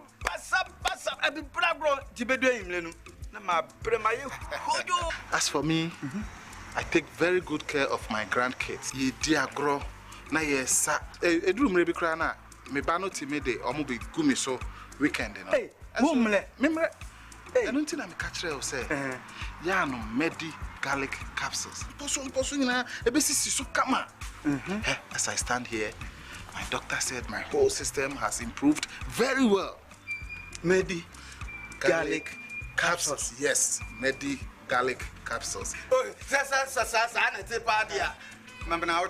Medimosis garlic capsules. Boa mamoja di nipadua mu efrusani yi na esiesie oba ne barima mahona wodin. Ubenya edroyi bi ato omanyi mu pharmacy stores frɛ yɛn wɔ 050-349-4885. Edroyi enya mamofra enye ndi mfie dumienu. Apemfo ene emma emanofo. Medimosis wunni how FDA agidwe di nkra toyi atum. The serene environment fits into the goal of the school, which is simply to provide excellent educational foundation for your ward's development before they commence primary education. At first glance, clearly you will see why the school is called Hebron Hills International School, as the building stands tall overlooking town. With a Montessori style, we have experienced and dedicated staff and trained teachers. Our small sizes classrooms are meant to enhance teacher-focused approach where children get one-on-one attention from the teacher. Hello there. We are open at 7:30 a.m. and school closes at 2:30 p.m. After school care is from 4 p.m. to 6 p.m., while early drop-off can be arranged at 6 a.m. Hebron Hills International School is located at Midye off the Nsawam Road. Locate us with GP postcode GW0688 GA West and GPS code 06884870. You can contact the school and make further inquiries on 050-876-2375 or call the office directly on 0302-918768. Email us at hebronhills.school@gmail.com. Hebron Hills International School. Excel and shine.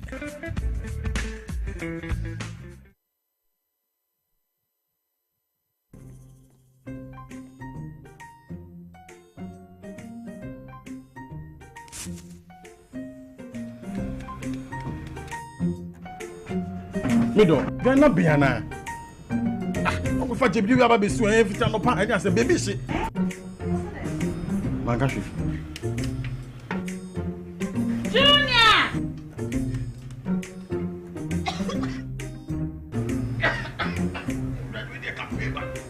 since when I maybe the no. Sister Coast pa. It's a gas. I'm using the why. Why?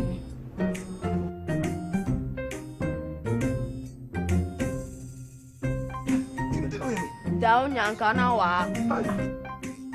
Ah, Sister Coast. Use gas. Gas ye fast, ye easy, ye convenient. LPG, let me see your hand. If I cry na menyisika, edia ye mefui. Ehin fa na menya bosia, edia tre medwuma yimu. Kai kra mabre, me busia ato taxi fufu. Suhum Rural Bank. Suhum Rural Bank.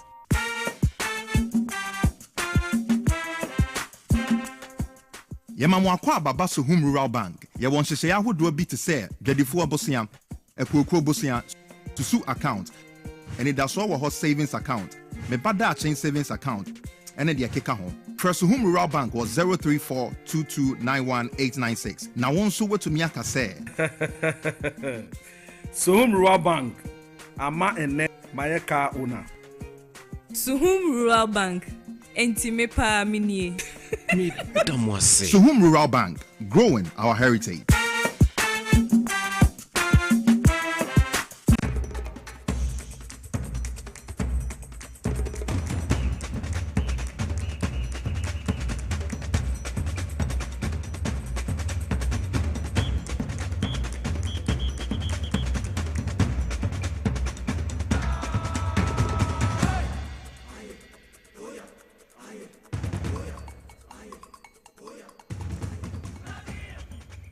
No, I'm standing just so that my voice carries. That is all. Otherwise, we should have been sitting around and sharing our experiences. First of all, let me thank you for the effort, for the time. I know that, like all of us, we don't have a lot of time. Let me also congratulate you. I remember trying to make a special effort to visit each constituency where there was a woman. We are very proud of the numbers we have now. Have what? 23? 30? See, we've done well. I think we should.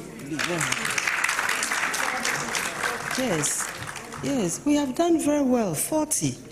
It's not a joke.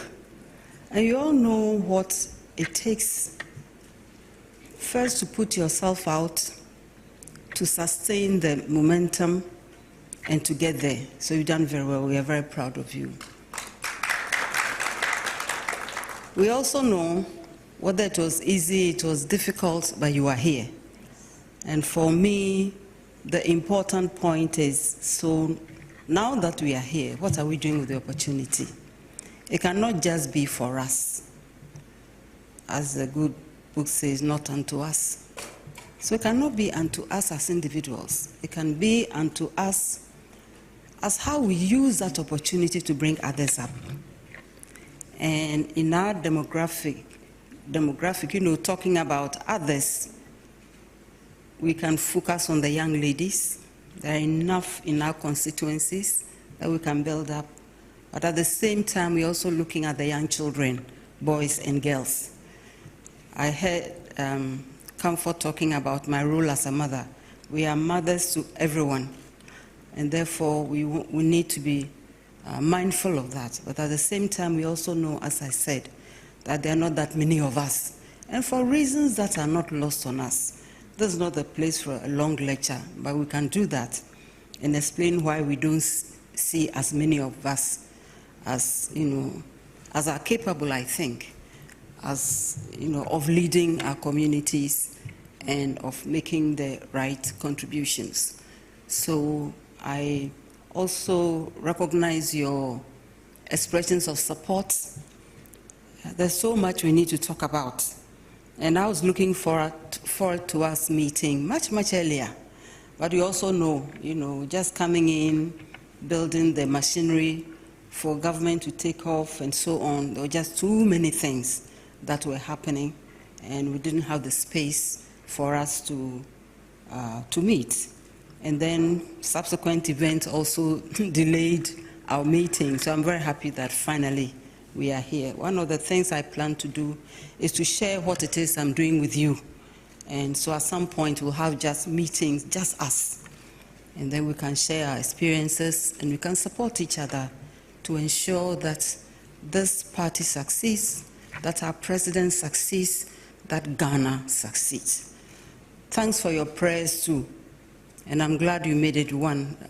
Have we not been told to pray without ceasing? So we are praying all the time. I want to thank you very, very much for your time, for your effort, for your support, and for making it to this level. Let us also be mindful of those who desire to have come here, but who were not able to make it.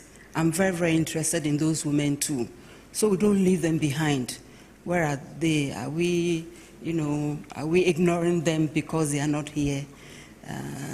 Whatever fire that led them to put themselves out, we should ensure that that fire is not quenched and that they can also make, they cannot, give up, but they can continue to make the effort, because we all know that these results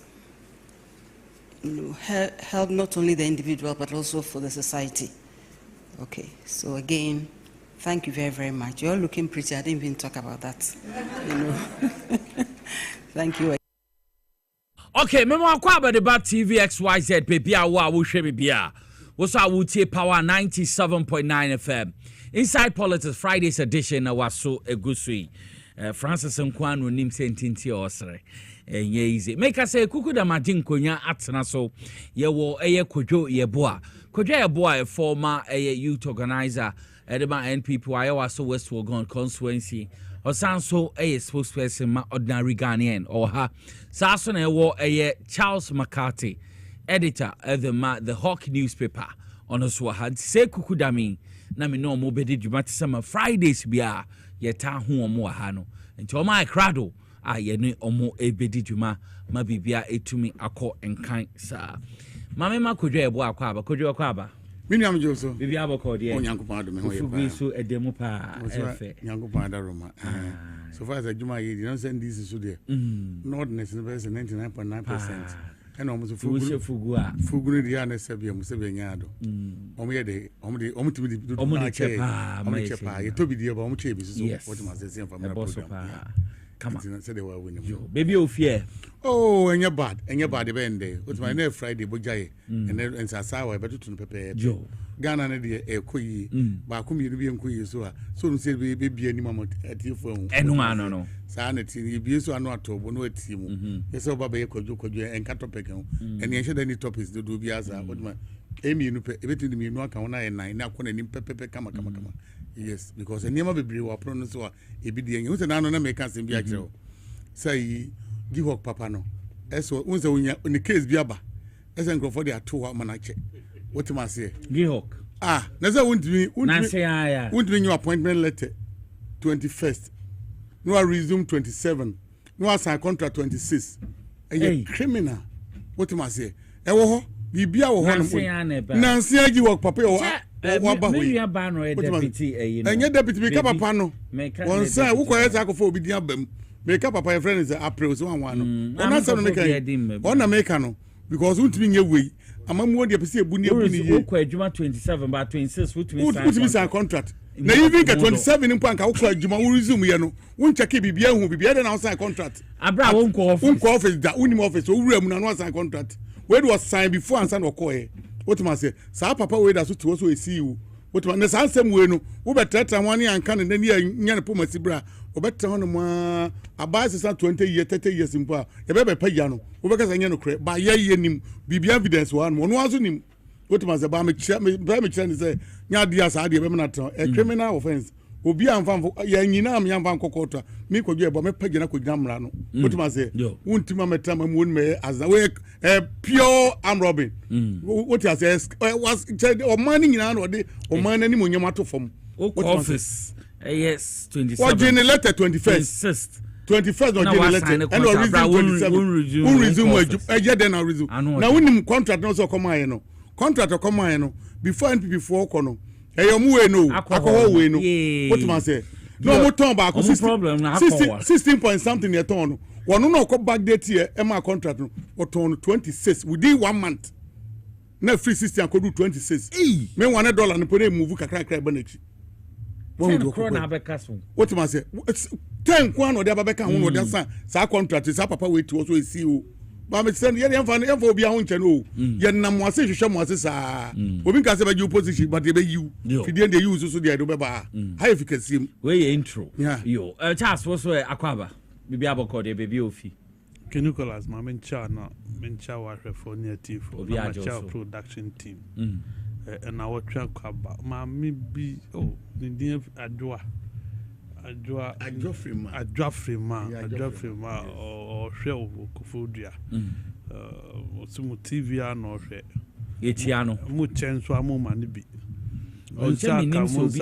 Munsaka no ontain number da no so yo send it o send enye ya na yeti machine echi mo operating fi baby mo number no makachiro operating fi fa baby anti kache nse mo munjai o ma na be mungu nyame ya adoma 1st of August 1st mene mo ana gina ma me dra frema ma ye ma wedi na wedi biom Nicholas yes yenti eneye fiada mo kan bojaye okay matise Bank of Ghana decision o mateki se o ma 100 employees in you o ma from me kwabu ayem o maye na me sana me so matse o maye so maye the governors oko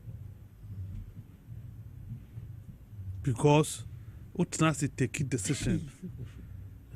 What Nasi take decision? Say you have found nipa 150 on probation.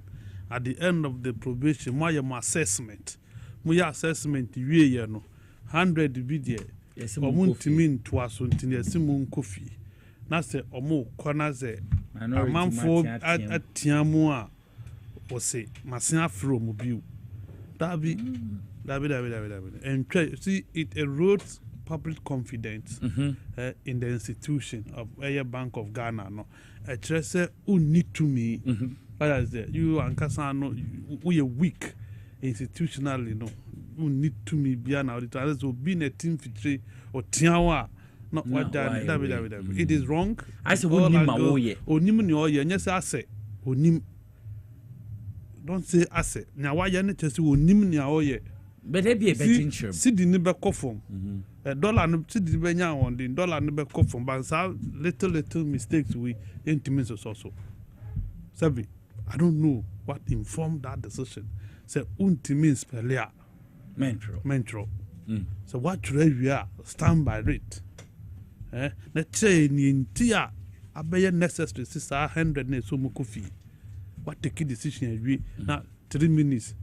O say masisa decision no mo be just at the market mo send this mo star we mo be hia muzu mo be hia Dr. Muzu enano sana Sam George taking nice decision 64 radio stations what you mo feel na matiano say ma resend the decision na mo mano amnesty mo na mo amnesty amnesty a man for dancer womb. Yes. Omunya ayi remand what that remand 5 years 10 years omuni here amnesty. Obi a car radio frequency a on fan yeduma on trial license and yen ma yaman amnesty. Hwehwani mu na doso. Mu be ja munya sa o 3 minutes decisions ni na for me say mu be here Dr. Muzu. Ene beboa mo. Ba governor there mon kan chen. Sa joke no unyai. Eso resign. Joke no unyai. Yentimi ni wo metina say no eye ni mugu asie. Say Bank of Ghana take decision was majai. What jai say?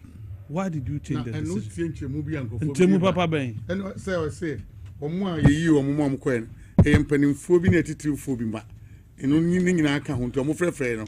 Yes, I can't fi baby. Yes, I. For man there. We can say.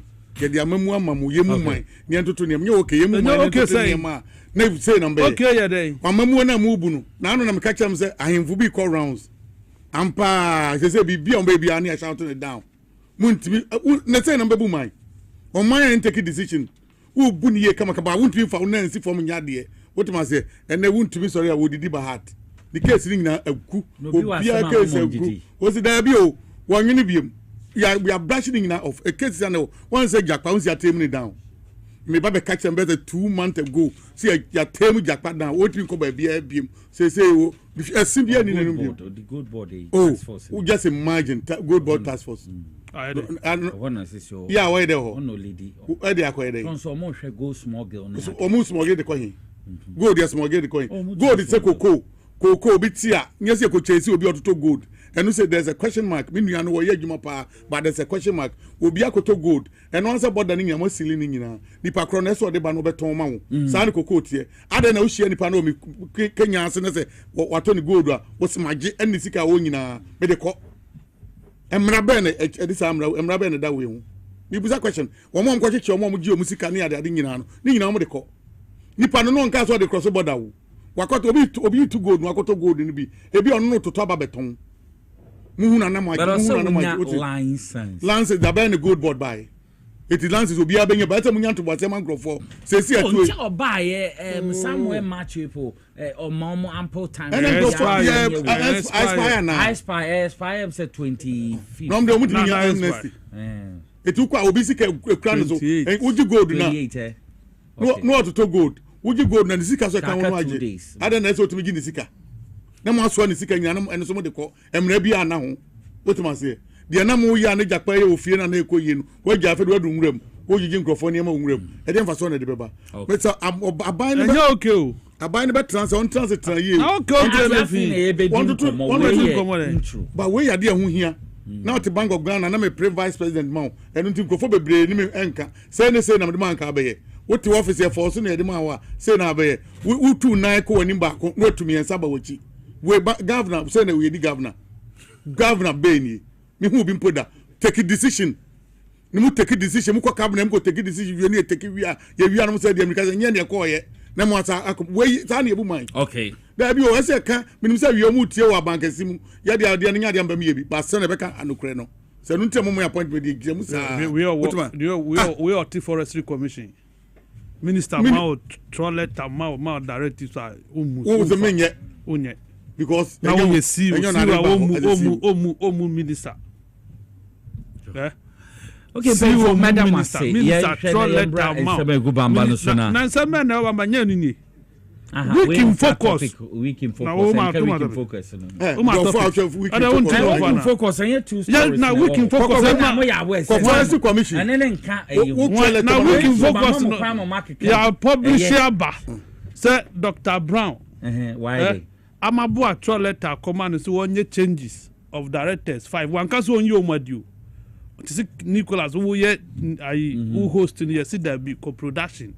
Na obi mra ha na obi embassy ne ontimi nye oso onye and that one no you untouchable no obi na no ka I'm telling you oso onye na amabo ye hwan me nim ho hwe ne de me nje ntum so oso onye enti ahate me platform so enti ne ma bi ho a and ye ba na wa kan some person ka je and yes I mean ka some and ka so platforms what do you mean so motuma say me maintain side of the story mama ye hwe issues what side you dey ba ye wi a ye ntia na mufia obi ko ho that's what hunu nya ne no sorry ben na pati o hin babu amako ho de see ye and in social media man panifo ka chense sa na tie ne so ba be ka TV so na radio so ye be pam wana bi ye no nsiri Ghana enye ho no ko ye etide na pati TV o hin babu amako ho de see ye nipa won ke ho masa yes ye namfo ye namfo enti no am agency ye to say kasa ye me ba letter ni ma wana ehia nya wa ye mpo medicine na ma producer on fa to ado ehia mama ye nhwe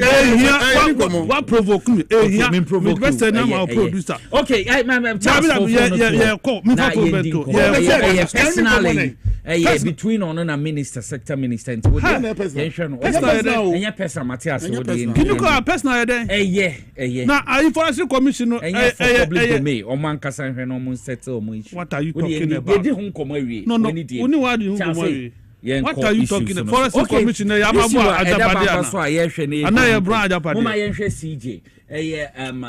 Wednesday a press conference or can you hear how former CG one a suspended CG nti onye formal for now because ye nedi or suspended nensema or the two dwa ne bi ya ma me de ensem bebre na na the two dwa na all can say constitution ni human right breaches bi atumi akoso na ono no enya de obe resigning de na wa retire o chena nti opese proceedings no tumi koso na omuwie na ehuma ebefima ba ebiom so ensem or the two dwa ne say first reason me pacho new removal process here to me aba and see that say Chief Justice be or a historic person omuyinedi obiom the two just say 68 years history an independent republic yes omo person omuyi a Chief Justice fi ho omutie ne nsen no omuyi ne fi ho the two ja ebiom na sem biom the two ja ne say Chief Justice Gertrude tokonu suspended or say ne hu pa na ne colleague judge your friend Justice Gabriel poor man ne hu say all chair 5-member committee no fi say 3 petitions omunsem omodi aba papa na age penny so all chair commission na disappointed with Justice poor man the decision to accept President John Dramani Mahama appointment to chair committee no also listed number of reasons according to ono maame no or say disqualified Justice poor man fee say obetena sa committee no so na wetie petitioners against ono ebiom the reason is say poor man sat on a case ono maame no petitions and by Daniel Ofori together with her no more really petitioners in favor and so only the bibi sa tuma yen hu pa na biom so yen hu say ono hu ne say akoye say ono ne Justice poor man petitioner no o ma say I say ye revenge bibi eti ono maame no ade ehu yendi suspended Justice get to tokono nonsense we be kwa people say and say other matters about other matters na say mo soja dodo we are na de on enti Charles na me say can you call us that was it yeah history yeah it's a history no go any former Chief Justice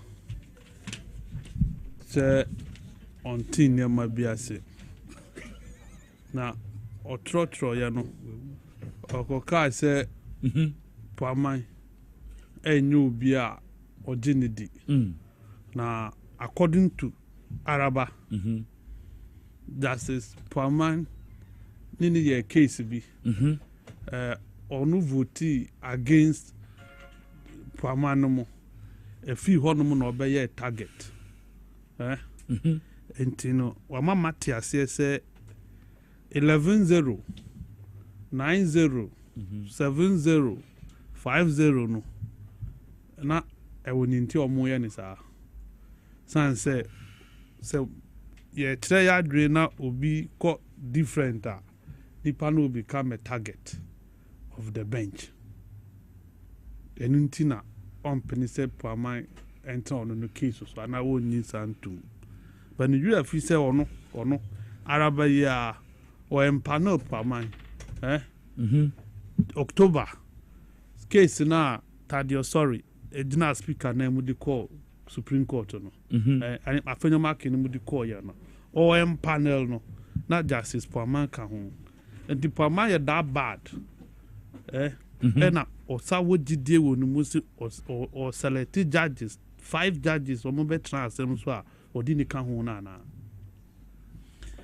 atasa na to maame no na ese aboa bibiwu a opre we dey we because me hu Chief Justice our press conference that so when hu bi aka kire me I say we should be good for the next MPP National Women Organizer we what brofo na no ati onu bedwamu kasa tie ne nra obeye better sin how akumsin and any abristo of the women organizer intino onko hono Nicholas we raising some be bisa questions be or sha say o se ba bia ye di na asem no ba bia ye di na asem no onti asese ye di na asem wo hono Nicholas.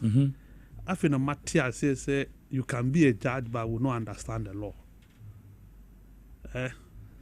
Because over Article 146 Clause 3 now, or one state by beer committee next or transit no your hearing.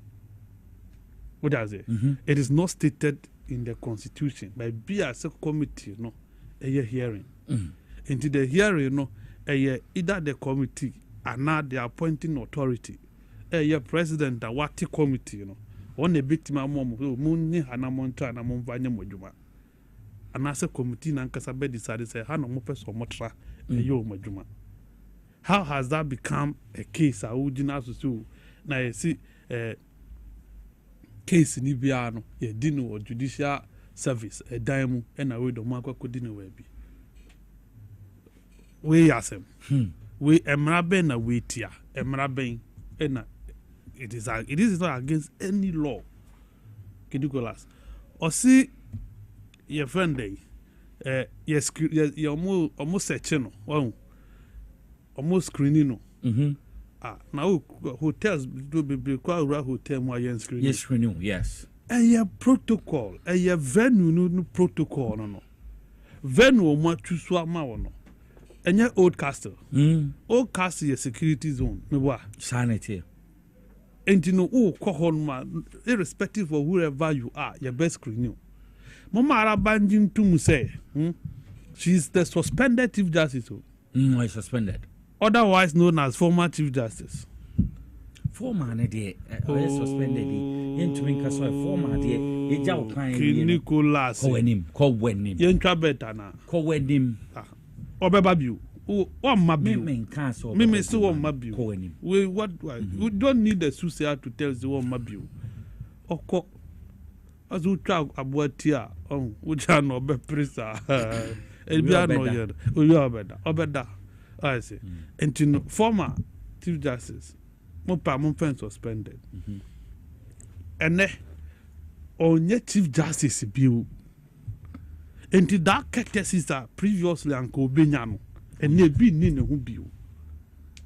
She works as an ordinary Ghanaian.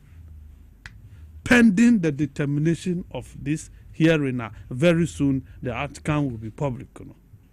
And you know, on to mean claim it or hold on to Sir Glory now or basking as Chief Justice. No, she cannot be allowed to walk around as if say your chief or your former Chief Justice and now suspended Chief Justice, depending on how you see it. You get it? In young fair no cotton change in any case. I say you arrested the husband.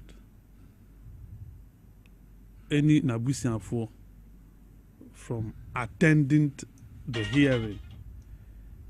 Nicholas, this woman is supposed to be our former Chief Justice. What I say? She's supposed to be our former Chief Justice. Offer article now, clearly article 146(8). No, clear. The hearing of this proceeding shall be in camera. You can't in camera. The tintin in the and say private. And the decision to admit your husband and now we're Busiano is subject to the committee. The committee the bet me akaso enye bra ukunu bet me di watch na bet me mo bia di watch. Scientists are only you and the petitioners. That is what the law says. There's nothing other than this in the law. You don't need a law degree to be able to read this and understand. It's as simple as ABC.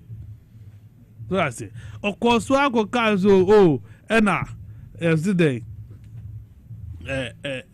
Edu Lodge, now, na evoke those things are tangential. Those things does not matter. Issue no, the narrow constitutional issue no say what violate Article 146 and yes subject to Article 146 proceedings. Who will answer be who will be raise it. And your next or yes or Timrana and you say a judicial review. You get it? And now obey filing for constitutional interpretation. What do I say? these two options in our war. So, courting public sympathy via public press conferences, no, a violation of Article 146.8. Article 146.8 say all the proceedings, no, in camera. Mami were from day one, and what decided say she will leak every information to the media. And the president Chon or leaky to the media. Me wa. Orie ye ene wa kokon akoko orie no asambe hold the press conference telling Ghanaians say and seminar a what petition one odi abano we everything odi akokot. Everything our can on the press conference is a subject of court a year to ago.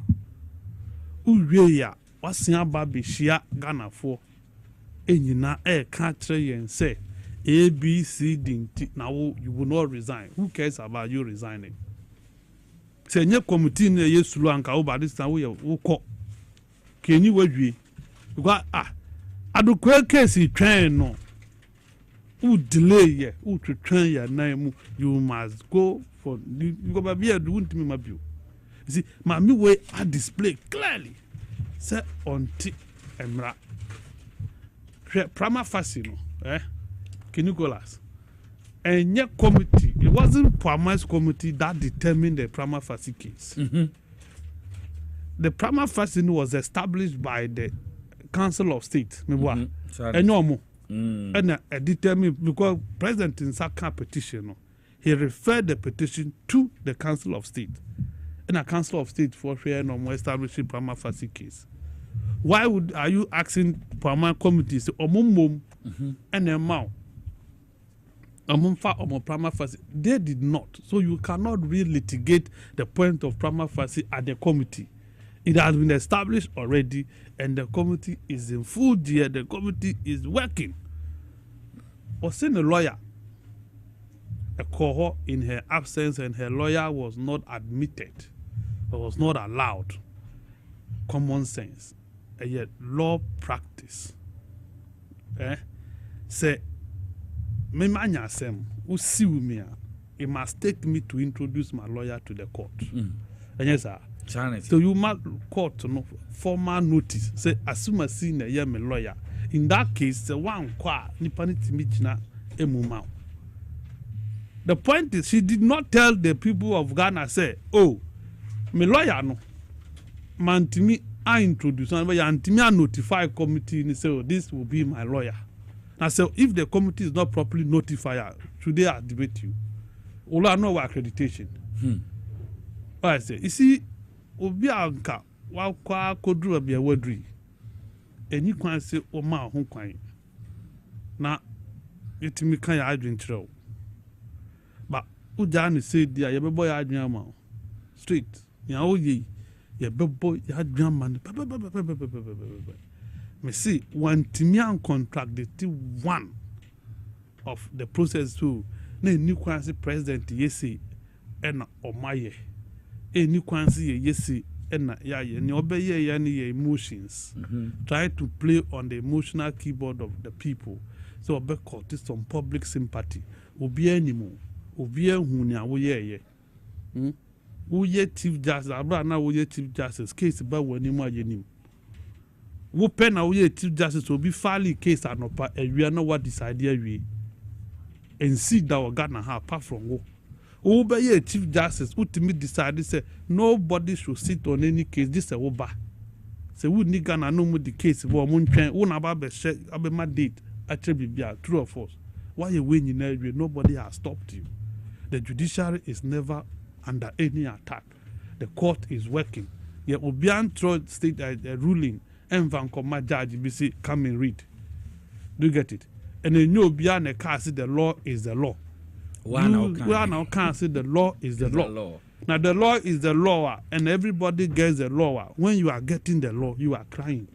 Is it today she got to do say the judiciary now no presiding over no? Na a messy na. The be a catcher music babia moti ninsem huna mudinu or court one emwa a time will come, you will pay for it. No fees you dear grow. And then she's crying like a baby.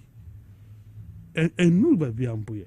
You see, okanya kwakazio poamandie oni poamandi sentence yenji nimfi oni wefi October 2024 30th October 2024 speaker lawyer Thaddeus raised objection on this justice Jaminu say jewu ye gawu minim jewu ha say jewu ye MPP parliamentary candidate da na asema abeto omo animo no MPP for kan ho what I say enu ntino omunya ya nka unrecused ho CJC Article 128 clause 4 no a constitutional matter and political matter entinu ill conceived they cannot let Jew off the case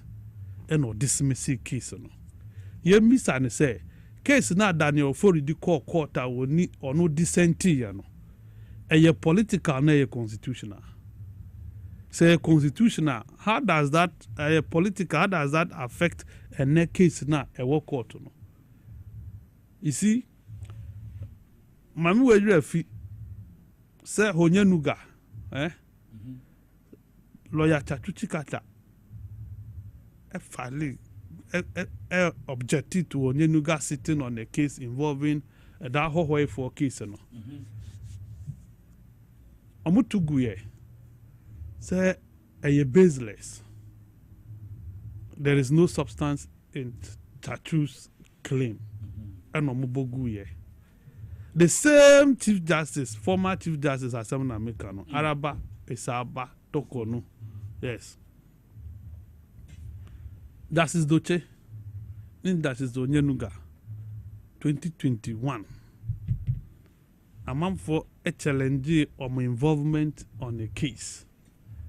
Omu boni nyina in two separate rulings omu boni nyina guye not a bench no subi you get it ene o se unyi poamani nka hwana yemfa ne nkotona bench ne so president have fred poaman so ombe chair committee no onka se wompe no me fa hwan wo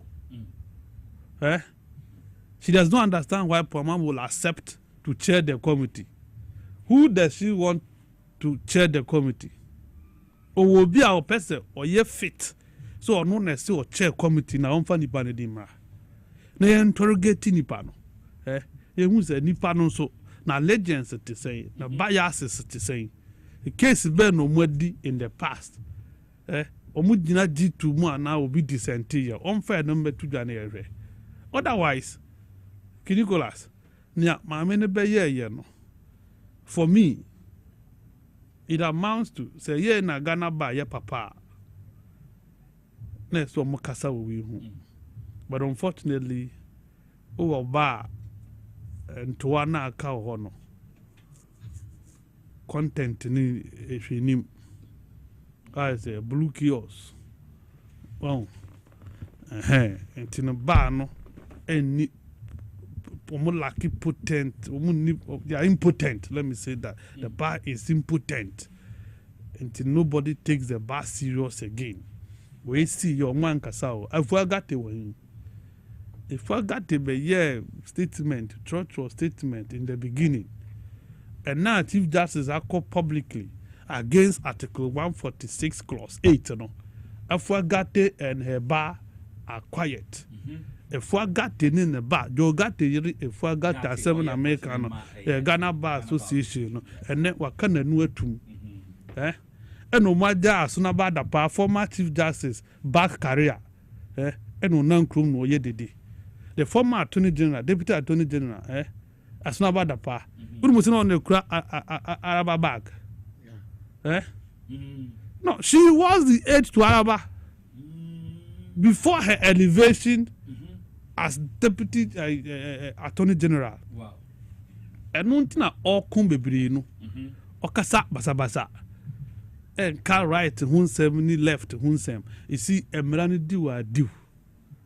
Ya tigana hano nobody directs a court as to where you see a dinner sem. Entinu Nicholas ye siwa onya asema Babia a jelly muntie tree for no. A bit timid to alcohol near could do wasem. Babia a dear tie yasem. A bit timid to alcohol near could do wasem. But be a see do bias and beer when I do call near could do as uncle can't check court in do. And none of me will hana mujeli muntie tree for to do. That memories of you jelly muntie tree no. It is aimed at intimidating me sabe a yenzemunu. We a young kwasiasem yen kasa ansem we. You cannot play with anybody. You see, nobody seems to have sympathy towards Araba because Obia who Araba in court, open court, in facial expressions, say no see ya nearma, and show see where ye Obia, what I say, or ye independent, and just where you be or ye neutral. What I say now. Tien you all kinds of edu lodge introduction now with the back case and say edu lodge all just said oh so I said some sack what they be a year or no uncle yes and tinu sack what they know you then where MPP ni ana sack what the MPP ni and a one money a cool sack what they no PNDC and yes PNDC for ever NDC for what in there you women organizer no. This is coming from our MPP stock. Okay. And then we better Ghana phone na say me MPP ni. Sa call there now can who na you cool name maybe some 40 something years ago no. No ni mo me catch them. This is the first time I made bomb ni na man me wafa. No on the Shemi school. Me nya admission college University of Ghana in 1980. Na ono na na Shemi. No on ho na mete. And no muko din sa adeno. Enti ne musa dimia ba ha. Mu be ka me yaw. That's it. It explains why she does not like the NDC. It explains why we wound your mama no we muna. That's it. That is all. Enti we need to me nye djuma mu. Enti commonsensically sanka uwo principles. Uwo principles sa anka mama ba ya oswe ni ina na uko. You resign because omo the party na asifo the nananum na ekun wofa me boa no mo kun wofa de we dey na oni omutimi adwuma what is omo kun wofa de we dey na oni omutimi adwuma. That is the issue. So for me, okay, Mr. Gwana, for me I'm a TI or a former chief justice because prima facie has been established against her and until continuously or catch Ghana force on TRC, there is no prima facie against her. Okay. Because onim see enya prima facie tia ope oko oye den wutiati anyway we meda say Charles McCartney in the submission mamenko kojo ebo meda say me cheti for na hwefo unze me we McCartney asem no wakane mama the time wa cheti dudu to me the kakra bi ka ho na makọ the other side what man say more cases or and baby yeah what man say me mama we ne hu pam won ya ono timi ka kire Ghana fo nyina se ba bia yede na kọ na yedi na asem no na ni nye ho because ho no de ese ya na bibi mental torture pa yeah esisi ne so ya na ne yam hihye na komatu and asem be no state na wo kan o CBC wo na wo kan one asem no the Supreme Court gate na me ebinzi wo so ko Supreme Court da wo rem CBC wo na bia wo fa bi hu BC one on your left ebi ho no internet here so I don't do timi twam kwa adwuma han bibia okay baba bia ne kwa de be ha no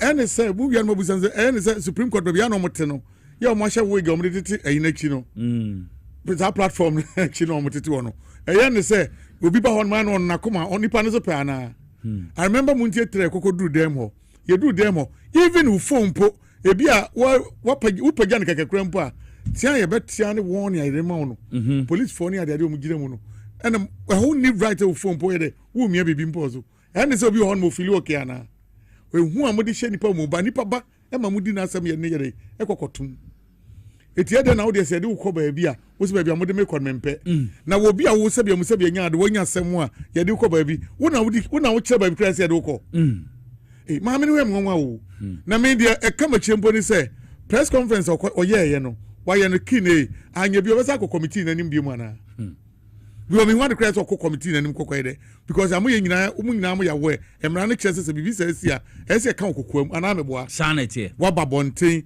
am wa ba be bie nsɛm ani sɛ na nsɛm no wa bonten dada wo ba be defend ho de na wo ba be ka ye tie otimi ba be ka kyerɛ Ghana fo sɛ wo tu kwa we security ntino ɛsɛ otimi de wukru ɛna obakɔ na anya bia wukru ayi wukru no wo ye ayi ni Ghana force or commander na so ewi ana we navy commander na so air force commander go with him and now Ubano so Sabia Musabianyado, one of the police IGP. It will you Ukruno Bano, as our Domoko.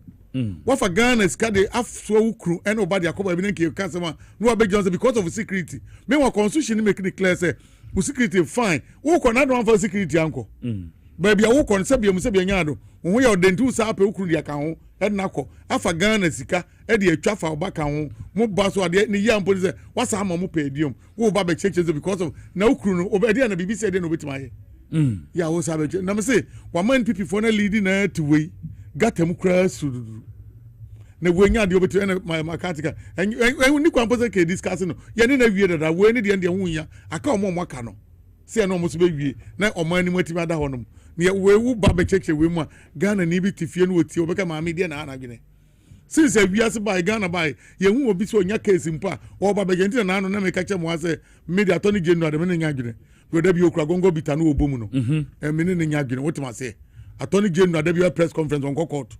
We are no big ground, with the Simasi come to Binti comedy way, and no, and Mwame, what must say? The same Mamma, and quite some to no maybe now also now be determined depends what Tower 7 so. It is that time on us open 7-0, 9-0, 5-0. Now for poor man can one. We're not so bad, Sabium Sabi, or the Mranbe Juma. It is because of a capana. Sadama Manifesto. And ne poor man Abba Transo, or Mampania friends of Mambe.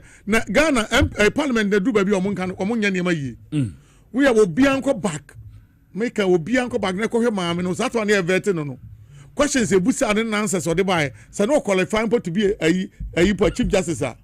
Bianco back no go be bianco ye na so magina tum omwana num kwa mfa so magina tum e ma ma mi kwe na wo hio mampani da obi odi o mampani da ya wo place of besa ba biem ye introduce no television anim bu na ni chie kese na camera da so na ne wasema ba ne ye kwakodi wasema wo mina odi kumisa menti ase ada na simasia na obentiti cases bi nipa dodo se na reject na me ma me ne de nyam nwanwa wo sa ko wo yi a e kwa benya ho no mo a sa ni odo anto so wa mo land or down to land. The India, I know Aboni. And then I make a young cranny or die in two. Or die in two. Yeah, Momo. Any quest. Cobinia top when there's a case. Mammy will transubi. Yano a panel member or transo. South Miami namesake. Enemy a born chief justice. One no. One to the court. One is the work of Renaba. Won't you enter allegation to the chief justice? Who can wash you work at 10 feet? AD. Who better check him? What must I say? That's all Baba Church. We do coffee and go allegation we have to come back. Now when him say, Papa, we mutra hot me boo a 7 ma party A. Papa if you so pet. Na mammy as a trans or me a pee, mamma, we have the one or chair. No cabak room na the Coben Crum. They say 5 days, 6 7 NB. Mammy at Massa 10 kids or transit their mabusa for. Some man with mammy when the no crack company question it's any question Ghana from Piafino. Now me panel members there's no need. Some besides from mammy say to no beam. Kakrano Munya no much famra. Yamfa no one because on one thing. Anyway, I kine some mammy wimpo and some of busaning in our suburb say, Yanya be beyond farm money quadrua. The none and sobey yano and no buano for. And ran on one ba as I be buano for. To be one of the Corinthians I train be more to Tunano. Why the price will be delayed, Rano? Or forget him, I mean, make a crown or the by name. Or move from Rano, moment is me believe woman. Say he can't Togo in the count. Togo in why? Ah, yeah, the NPP for some way Togo in. What is again, Rano? One year panel member. Dom level. Woman, so be if Togo no aba, no about Jaji Ghana near. Let's say, why and Crawford Jaju do Kotogo. Now by Jaji Ghana for not also doing Yagidia. Sasa, into a Mufa winning. There's no need to be wasted up. There's never to Anima. King, young queen, near money doors, young fast from young queen. You are Menoka say, MC, you know what Takano. Takwa, Takwan Swahim. Takwan Swahim. MC, you know. What by how many reasons? And chair there, Bibia. Missing someone who dear brew, I would go hamper and qua. Sir, I'm telling you. obi kura concession cramp obi kura concession no MCC concession na ukura no mejo concession no na mafa ma fa mu 60% ma mu 40%. Ye be friend bi abrante no buy no and mo di gu enema mo takwa ho no cheso no di ahwe kro be gu o man break ma na men so na ya ba MPP for yi takwa MC enti kodwa ebu ansem na no ye papa na me pa cho bebre the mayor of Accra honorable Michael Nikpapo Alote omame nyame ya adoma ne mame wu ye 1 year penny enti nyame ya adoma o Saturday 28th of June ye nyina ye de ni be chemu oye Osu Cemetery na ye memorial service na ne mame nenda no so yi anomo obi ahwebi enti time ne ye 1 year anniversary 1 year anniversary sana mkai 1 year anniversary nti ochina na pa 7 pepepe mumma ye nyina yenkoja honorable Michael Nikpapo Alote action man the people's mayor nyame ya adoma ye ochina Osu Cemetery na ebusuani na behiem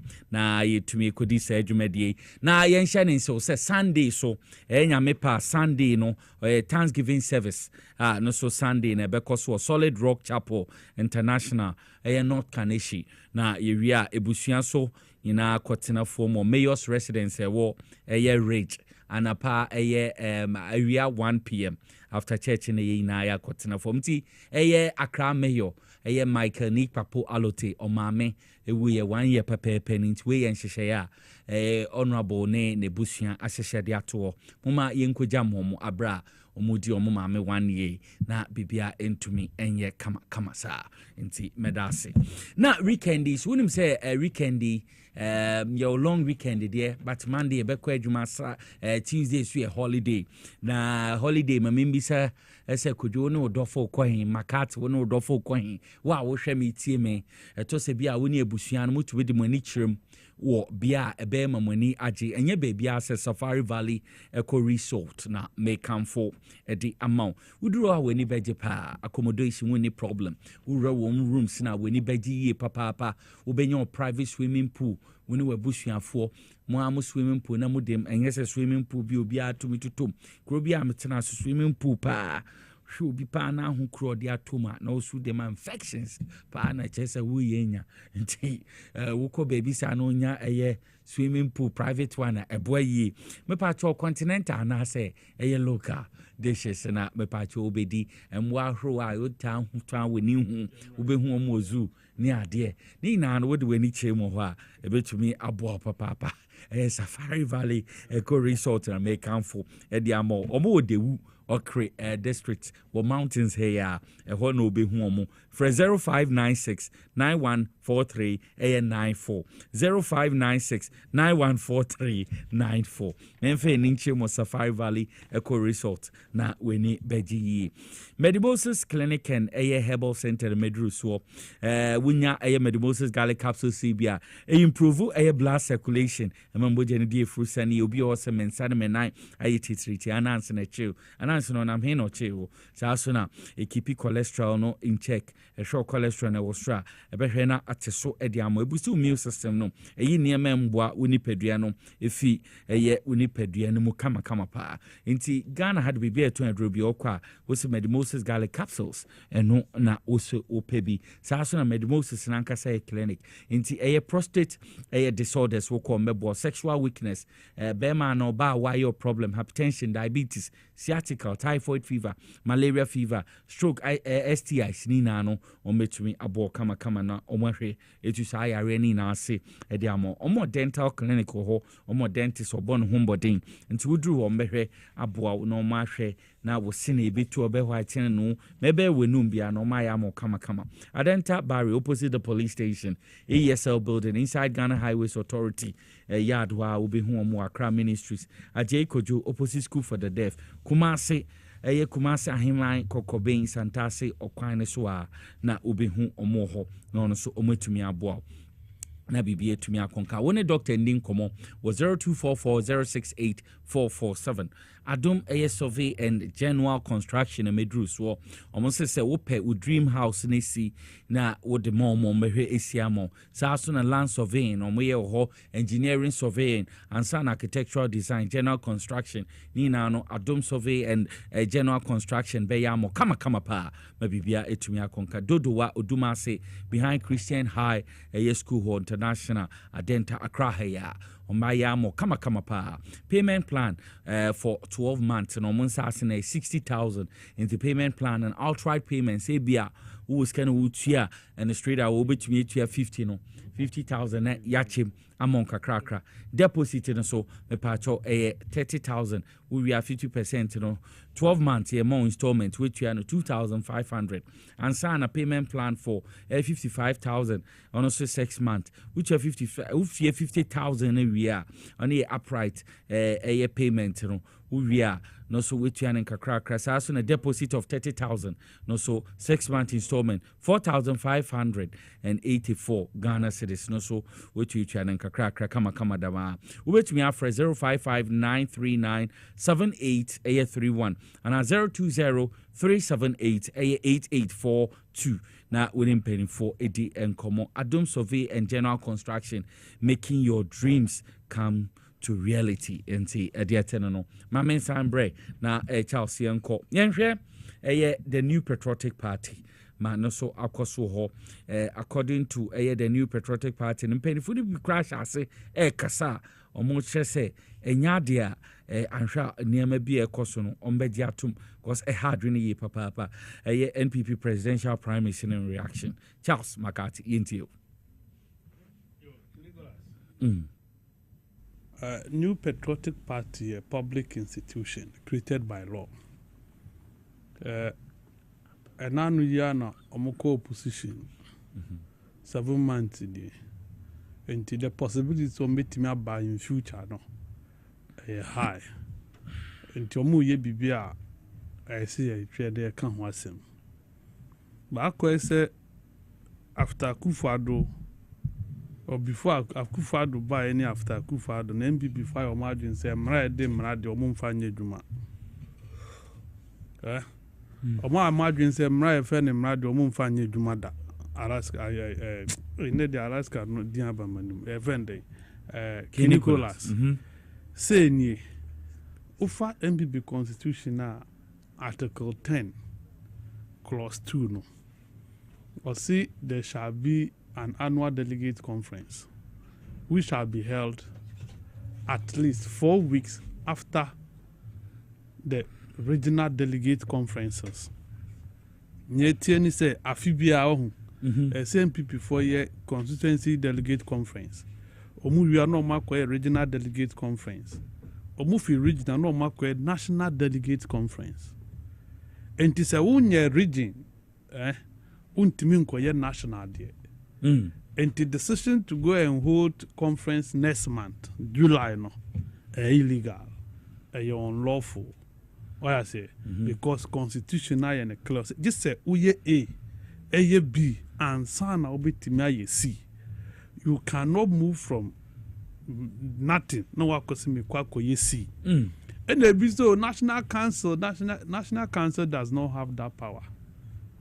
Offer part in the constitution now article 9.1 or say there shall be national council in between national delegate conferences. They shall direct how to the party should move, not amend. They cannot amend. They can't interpret constitutional provisions in black and white. They don't have that authority to interpret or to vary the positions of the law. We and if you are see before Obeko delegates conference now what submit and now what security proposals are bano. Security proposals to all constituencies, all regional offices 4 clear weeks before that the conference. Many will say, "Besi ne, omon security bibiaye." Entino, we are there now delegate conference. It is also in breach of law. I say, but mpenyufo na canon correct. Especially those who benefited from the processes, the system. I.e. John for former president. And now say now a glorious opportunity to have advised the MPP say, "Omobe ye here, no ma ye near fata, no ma ye near womram." But President Kufuor squandered that opportunity, only to go and talk about tribal politicking. Nicholas, Matisa woni in the area. Peduasi one mon. So who could na udru no wa. Ne bisa ne say den tina ye yin flag bearer no. Okofa Aliu Mahama as an running mate. May he so rest in peace. Say tribal and regional and play role in politics a didn't know Kofa Aliu Mahama. Say if you are because Akufa don't be far about me. A didn't know Akufa do far about me. That Akufa do fi or ye creapimini. Or ye creapimini. When I'm wire na chimney. Akufa do ye creapimini. A croupon no mufe. A chimney dear a say a bobby pepper quiet no didn't want to see. Very good. Now, besides, I didn't know Kofa Dr. Alhaji Mahmoud Baumia. Say tribal, not regional, this and play role in politics. We are not what beside President Kufuor and Medima or no. This is President Kufuor, former President Kufuor. So, I didn't know Alhaji Mahmoud Baumia. Okofa Napo. Because no be idea to Muzo Napo there a bad card. But still they settle on Napo because Oya Santini. They settle on Napo because of Freemanship. You near no more quite to for. And no 2 for culture Ghana phone as the way a menana. Mena me try no school fees. Now a man for a castle wound yet. Me the minimum say yes, and I'm a tete or who came and come Dr. Mahmoud Baumia Nuno. What was that for? A tribal politics. Young Kenya man for in the past. But tribal will be film. Regional will be film. Ubano, your political scene more. Your geopolitics now a play role. So I say, and let not President Kufuor pretend. Say, Onims are reality. We. What I say, was that necessary? That was not. What was necessary? The decision a party now taking. See, your more top bottom approach. Top bottom approach. President Kufuor under you. Jack Otanko Bichebelam te ye na adwin so kwa koyebi. In choosing Akufo-Addo. And as if you are someone about in sorry Kutia 2012. May Jake so rest in peace. That bang and they go by MPP Musu. Ubetima ko to abayi flag bearer. We flag bearer here and son what be no mudi sono. When you do that, what it means is that the flag bearer must choose everybody. Or cast away many way into management. That is what will happen. But the structure, the vehicle, no, and the yet party, no. We a flag bearer. You don't carry the party. It is a party that carries you. It's a party ni babe swawa. You are not the one to come and tell us. It is a muyeni say and muyeni say. And now April yana about Miaka JMP for so he is rich enough to pay. Kennedy could to 1 million ma party head office. No? And no case we were 12 bida. Now he is capable of being none the more be argument to see more election flag bearer and a bebre. Now flag bearer and a bebre. We flag bearer 3 years to election. No come mu. That so see. Polling station elections. That is for a polling station. NDC a branch. We flag bearer. Brown it's a brown meeting. No, this meeting. What am I shame? Yeah, we can also see a polling station. I don't know mom to against Hakwesa or NPP Nikasia. That is the issue. I say, and you say, ye flag bearer 3 years to election. Obi Bia Wosika, and fancy kama. You do it you alone. I say, because a man for be full already. Because they are most skiwi are dear we who skiwing is say now skimming there kotope, Kennedy, Anya, Nesikama, Brian Yan, Nesikama, Adutu Nya, Nesikama. So Munimo woman rena. Jandama frame up bomb kumasi. Because 190. Then you want to do with 3 clear years. That I drained them if no moko take his decision. No man drain 360. No, they did not think through it. I say, and you know, across a maca.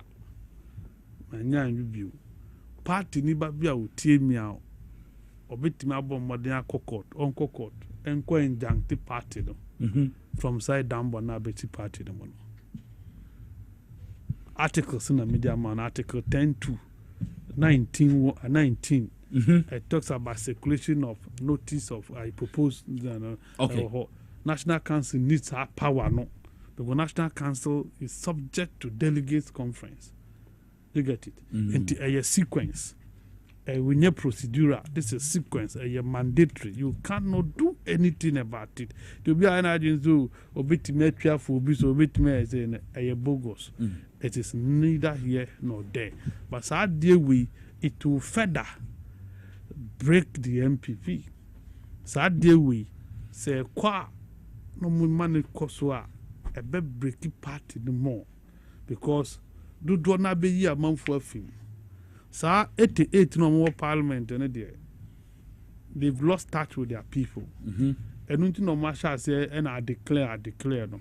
We need Ibia and they want to hold on to flag bearer no such that they can win on elections. Because if we want 37 88 you should be thinking serious. So a DNA a CNT our banner say and now we move endorsement is and now we move endorsement is all of you all MPs declare Mabaumia DCs declare Mabaumia ministers declare Mabaumia and I would call you elections and that is from 169 we call you and if you 137 to 88 a brana or campaign message you break the 8 I say move break it the 8 I project 50.1% at the end of the day when you're 38.2 with 88 no cry NDC4 and I turn 5 on account because electoral commission declare no 83 electoral commission declared John Dramani Mama as president. No. 5 and 9 7 5 no. And so become my 88. Abasa dik we ni here. Eno mo SNG no. Akotia de. Ene ndisi for come one or two. Ayi wo de hwe ayi Abujina po constituency. Damango si ya pe eno mo ma Mutawakilu position. Kawanu tum. Ko Ghana water. Ko hwe yensu sumaye. Ja sit no. No omuni na wi se akurugu ansori anyina nkadomi kwa benyako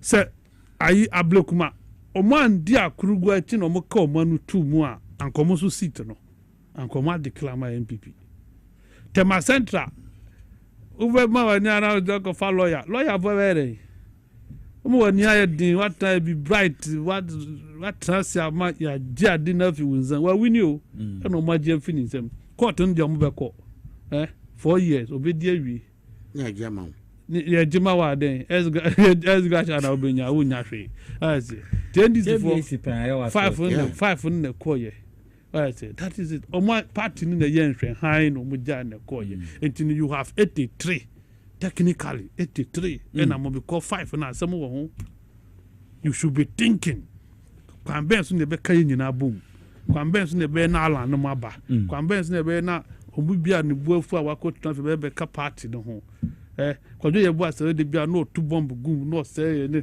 former youth organizer what dinsen bebre that kwambe se be fatima nya kwajo so be back kura na mu dinsen hunwi. Will it be attractive for people to come? No, it won't. To be pure more so let's protect the little, the few no. Nipa kakra bi omunya bidi ye nano. On one person who hold on to the power. What I say, no mudi ye no person mudi ye. Can you go last? But udia sa what will happen is the people will be further aggrieved. Yes, sir. So almost 2.1 and Kotuaba. It will shock you say 4 million and Kotuaba. What to feel from 2.1 and Kotu with money because in 2024 scam people say I'm not noting. Mr. Constituency be a crown and 1 million Ghana cedis minimum 1 million. Wow. Now upon all this, look at the margin of well do. Look at the disgrace. Said of Uber City up. Now why you be na my party no. I'm a Ghana for nyajidie wo mu no. I say a damn boy be party no. That's 7 months into you are behaving as if NDC are did 4 years. Well, 4 years. NDC indeed 1 year mpo. Just 7 months. You are behaving all of a sudden say unsu asan. As the word jinsu ama nsu na asan te komo demo. Medasi Charles Makat kojo yentio Medasi nua woni mo MPP ya former house emun se mo ba ya nka be kwa na ga nya ade me se ko fosuti ye be kan so de tie na me ansem ba ya nyina na mafa no se dodo na mo wasoro ho no de national offices a region constituency a coordinators and a polling station for no omo do mo pa bo no mo nyina nim so mo di dwirim omo bokro no ho mo anto party ni niam ni party so check mu pa omo di party ni bone pa polling station for no omo di ka ton ye ansa na ekoso mo eso for na ton mo de what ma say 89 ka MPP for no mo fie ni Ghana for na omo amprase bi omo ka party no no mo be make sure say bi changes be ba wo because party ni bi o dem fa ya was I just have one example hwene mama akoko edu na cheche hwe the other lady ni cheche na just have cheche TV fridge ni ade oni omo cheche na scale ka ho ni ba akofo be wie de wonya no e ma obi nkoto aba what ma say the same the coordinators no mo giye the region giye the constituency national po de ebros bobo omo giya gimu eniema kese emu lan cruises ni ade nyina de koye the papa mo say start form no no mom warning na ya son so me no ka some collection na me to ka polling station e bi about 80% be off e bi be ka be 20 okay region coordinator wunya coordinator ba kumpo manenka constituency be team wunya bi region be din national bobo because national officer be no qualified to be a national officer again what man say eto mu nim say kokoto aba na ye alaji dia alaji so promise so be make sure say wono mu nyina be discerning because onu so nim say ene amanye alaji ne wan nya ba umia ko wanim yeah other alaji yeah wa wunim say papa say fake nobody knows what man say wono na make so at the end of the day wono so be ko off and say the anya ni same free so na ne nyina enye dey yenko enim say aba na ye ntwi wini e di wini a na mo aka me ho ne atremu eno no mo pese mo ye de ne nim so obi say ba umia say biam say bia nya do the one who kasa Kufuado ya niema bia wompa edu ba bi unzo obaye opposition time okeka niema nyina gwa Kufuado so papa kakra o moyi afade anya no de ma Kufuado so tumi na mi so obaye niema ye papa ye be call election because of second round is come the man no we no mu say election the security we nyina say we go second round and this guy buy nyina kodi ni botom onim pa odi agromebo amount ni bibia what was it if na nado abo aba umia bi o ena odi wom anu nti ogitu mu na do bufu ye no tu pese ogitu scanam dia bro no be na msaka go no ke ko second round wajade nyina ko bu dem enya de ketwa wo frɛ na wonfa cheso wo pese obetie ni di because eniema akodi ni hoso yeah hold nti na ama na do die arehwa akotena brochi ba bi human because still now we need this kind so ni former president ni kure what we still now we hear say scan was on tia say so do dia be di hoso enu nenne ai mana be ma say ne me chiche bi me tonkrofo ama nuntino ya to abandi amame na ai sa ne ma we nyina ne ya to ma obede wa hwe tatie che unya ne unya bi wotima se na dia hamimpo na tete mi se o mampani kofo hwe ba bia wanyina dure hwe papa tinte se what height tinte bi mpaka ho na no e push u kom hwe what height tinte aka ho papa emre bi atwam ni ya do ya do tu ya ho safo hene tina minim se bia asemu aba die papa ne ke fana we wu kwakototo niema ye ahyehye niema ye nya atwum nti papa iko hypocrite nya atwomaka bomu ni nyina abrofo ni twi nyina ofa ni nyina so aye de aba no kwa nkoka wansem o wonu ma de kwento kan wanka wansem no ba umia kwa osa ne wo fa ase ne beko napo anya fie kura de ade no baba fie enti na yo anya o me kama no atum ne napo nya onwe running bait na efie be yi to kwa de so kan wanka ya manu sintina ama edutwem sesi onu so okobi no nkobi wo munyi da bi haya na de ne nam link we are no de ko wotima se o ma to no na se napo no nam area by area o kan asam so kan ba ayiwo ba umia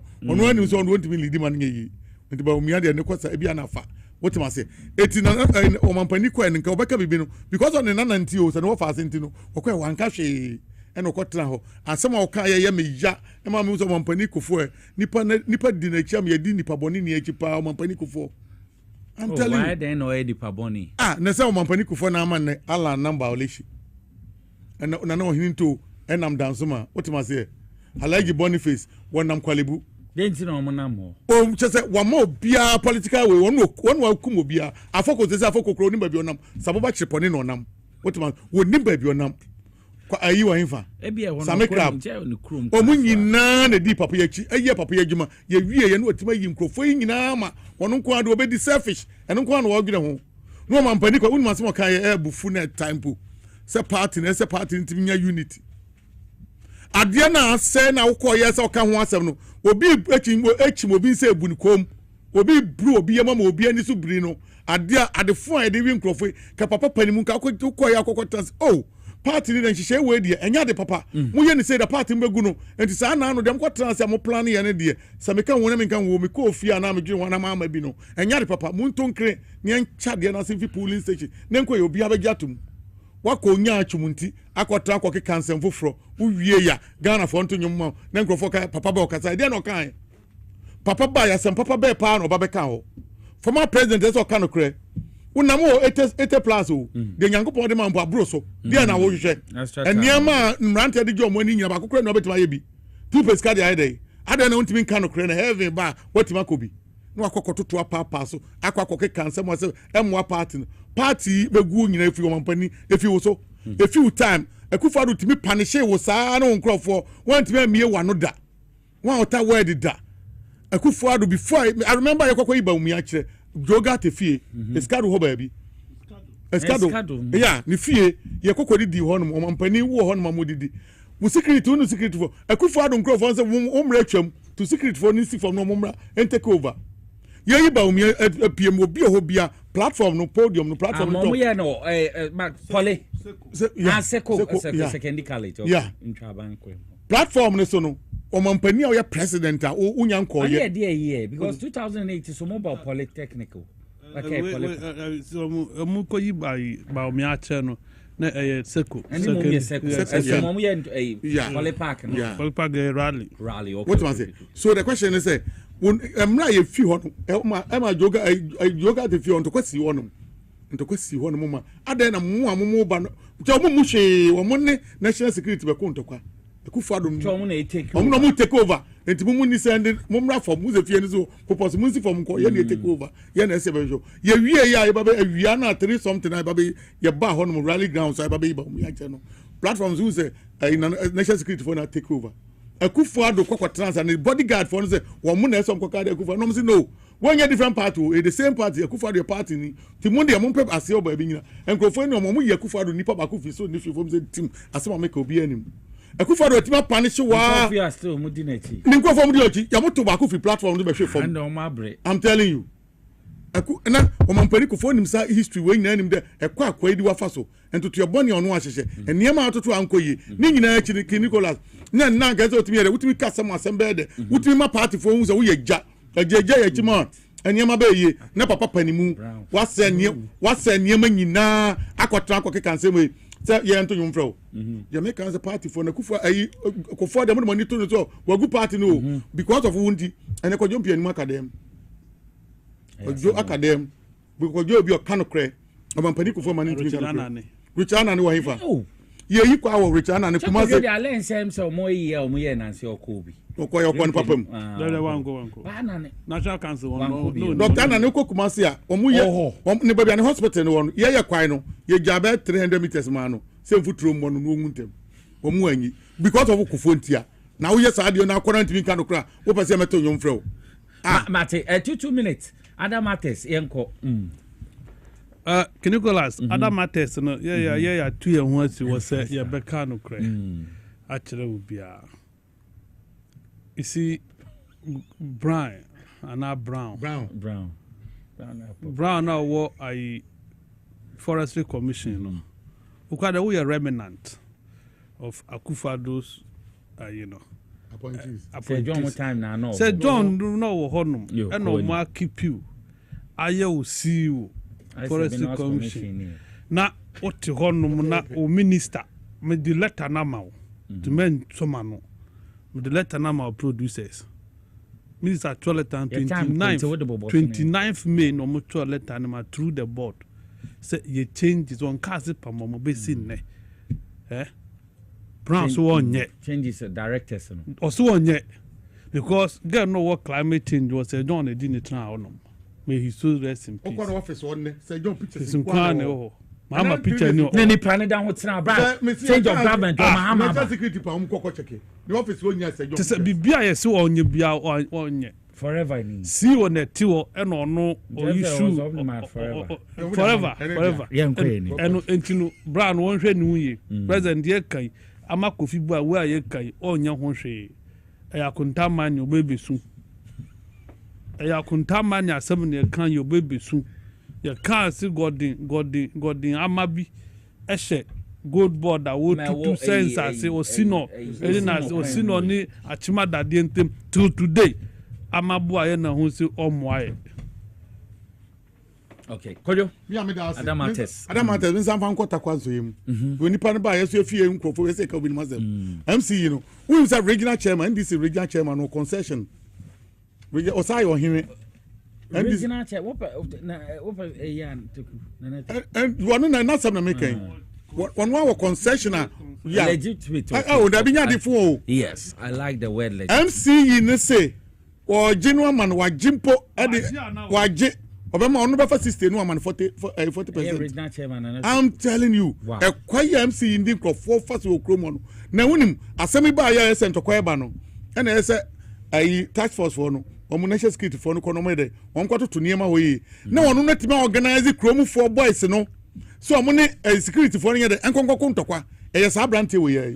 Na you MC this year na bibisa less than 3 months. Na sa adwiri we na wo tim enkrofo concessioner chese papa mu crop papers crop bibia ka manina oje nyina afa MC nya wo yes ade wu a ebede na yeye sa nipa we nipa ese neta ho de me make answer mu nkonko check even obi mu ye niam mpo na nye no so the tax force ko na akoto niam organize boys against niam ekono this security for ko mo kokoto niam one organize boys against the security MC na I'm telling you ando ye to former MP but two obia adwe oni anya de ketua what man say enti say mo ye mamo appointment me say na mo de be dia emfa so be pa de be nya fi mo so ye ba be kan PPD atwa mu ye be ka do mo ye ba mo be tra so mo ye niam anya de ye be ka mo asem kan de etia eti MC na ota kwanso ye mu de o man pani na pamfo chief of staff minister program wo hwe say na wo ye niam so gya na hwe mu mfra kwa na mo kan kire nsam mo be yina to aka mo nyini to nkire na honko yi na we onyam si wode na fu na baaye si gold nkwan no baaye it is any power want to lead man yi mamenda kodwe ye bo ase oye former youth organizer ayewa so west ogon de ma NPP osanso ye spokesperson ordinary Ghanaian so na Charles McCarthy the Hawk newspaper or editor edimomo mamemfa na sekese ma Mr. Kelvin Asante director TV Raf Jampo so na my birthday man Mr. Neti man find a picture and to so amame Mr. Emmanuel Neti head of IT wa ha ene momo wo MC Arena so you so happy birthday nkoma Mr. Neti and wamaye ni aje papa wase ho wa wambantem no weni anjibi member cameras menda your friend is saying Willie Menda Francis as Mr. Neti no da ho no we didn't why efe esen no nankasa we ho no Neti IT or science technician some of the programs what the changes of them breaking prophobi wins until we are code e bi mu nyomu program e so mo ye ye on birthday afia haya na ko fan sem no mo kan we sem bebre nti Mr. Neti no da sui na sem na waka ema mu so akra kofi da akone dache hema so the news papa the brain wo TVXYZ. You're from King Nicholas.